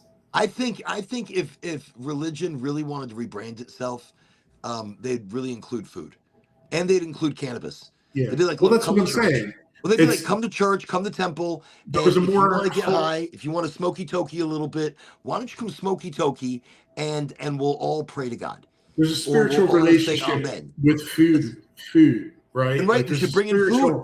They should be like, look, we're doing it's not about religion. It's about community. Yeah. I think people need to make things more about community than they do need to make it about religion, because religion starts to separate us. Religion we start to, you don't believe in this and you don't believe in that. And I believe in this and I believe in that. Who gives a shit? Who gives a shit what anybody believes in? We should all be agreeing because we're human. We should all be helping each other because we're human. We should all be demanding better in our lives because we're human, and demanding better from our government, such as, yes, we should have free healthcare. We should have free education. We should have this as part of a country, as part of a people.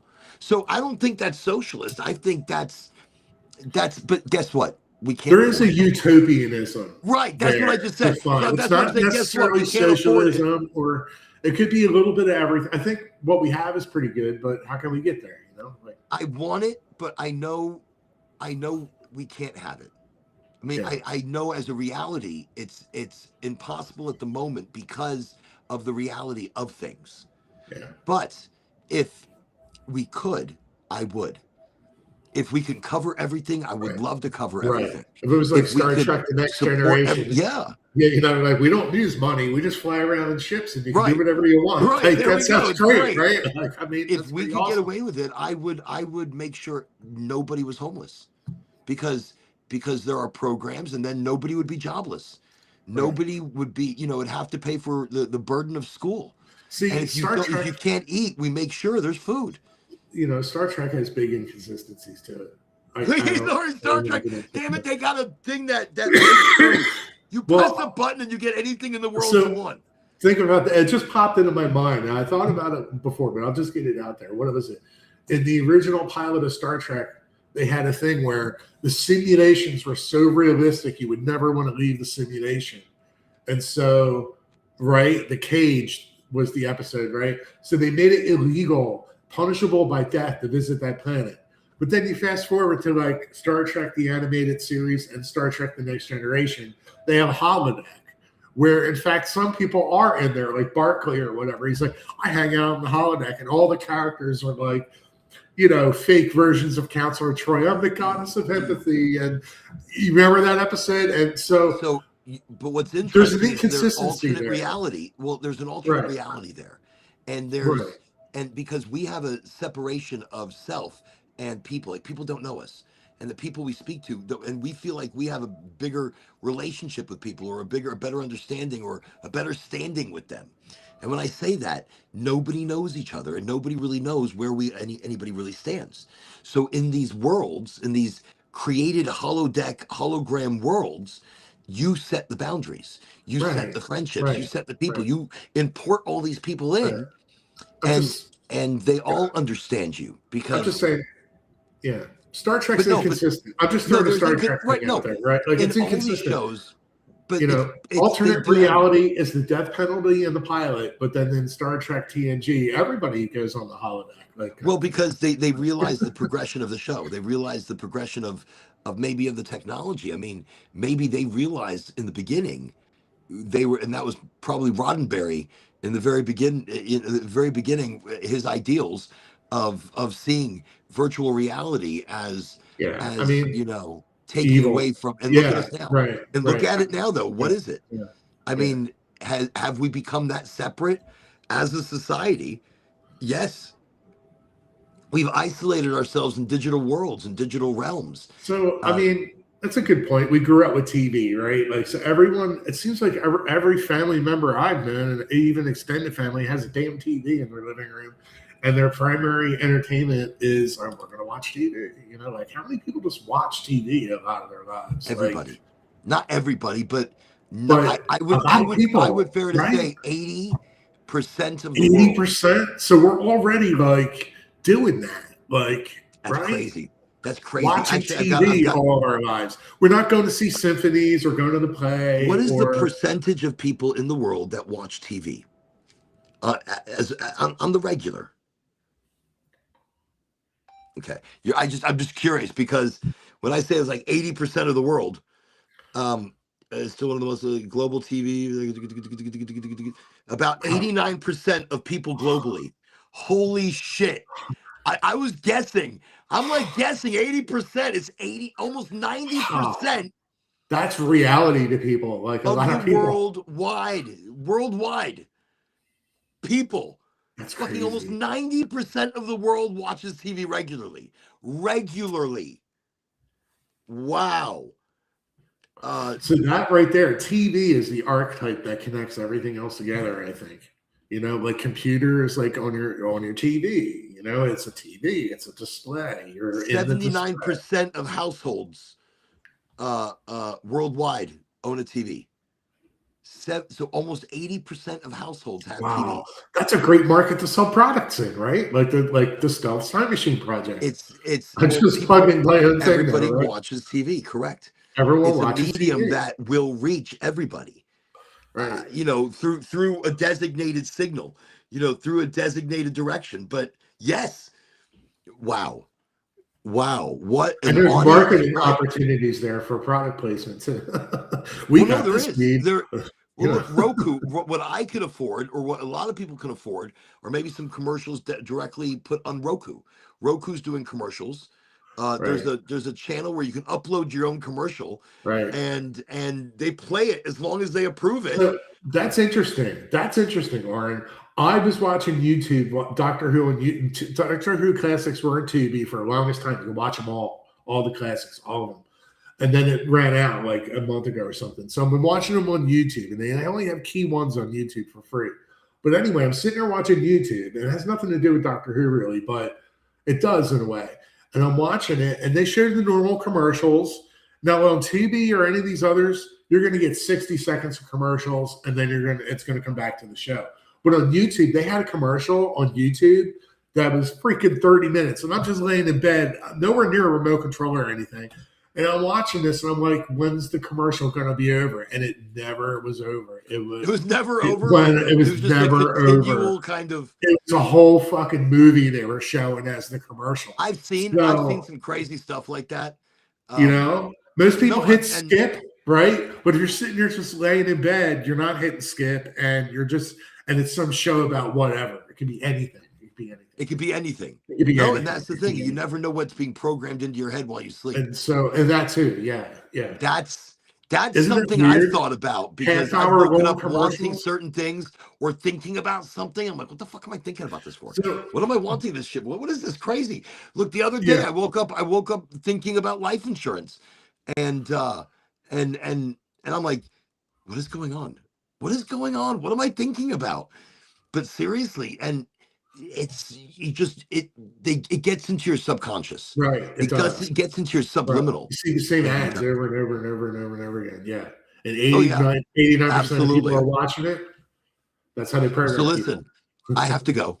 I have to get ready for tomorrow. It's going to be a crazy day. Hey, thank you for coming to the show, and it's thank a pleasure. For wishes. Thanks for having me on. I appreciate you. Yeah, happy birthday. I was just looking. I was like, but hey, thank you. And everybody, thank you. Everybody, be amazing. Everybody, realize that your weekend is going to be incredible. Not a problem. Not a problem. All right, bye. Everybody realize your weekend is going to be incredible. Everybody, you are incredible, and you're going to have an incredible next couple of days, lifetime, world ahead of you, because you're creating that. You're bringing the energy, and you're bringing the mental energy. If you get nothing else from this show, over this last year, I've gone through a lot of growth, a lot of change, a lot of search for my authentic self. And through the help of the show, through the help of community, through the help of just learning to manifest, learning to trust myself, learning to understand the universe around me. Still don't understand anything. But in that, the world for me has changed. And I love that change for everybody. I love that change for the world around me. And that's why we do Highly Motivated, because it's me getting together with the world getting together with each other. And I'm delighted to do this 3 times a week. Friday, Sunday, Wednesday. You can catch us here 8 o'clock Eastern Standard Time on LinkedIn, Facebook, Twitch, Kick, Rumble, YouTube, Insta, Cha-Cha. Highly Motivated, Oregonji 0420X, whatever the hell you find me as. That's it. I'm going to get some rest. Tomorrow's going to be kind of a crazy day. All right. Ciao. Arrivederci. Do svidania. Vita.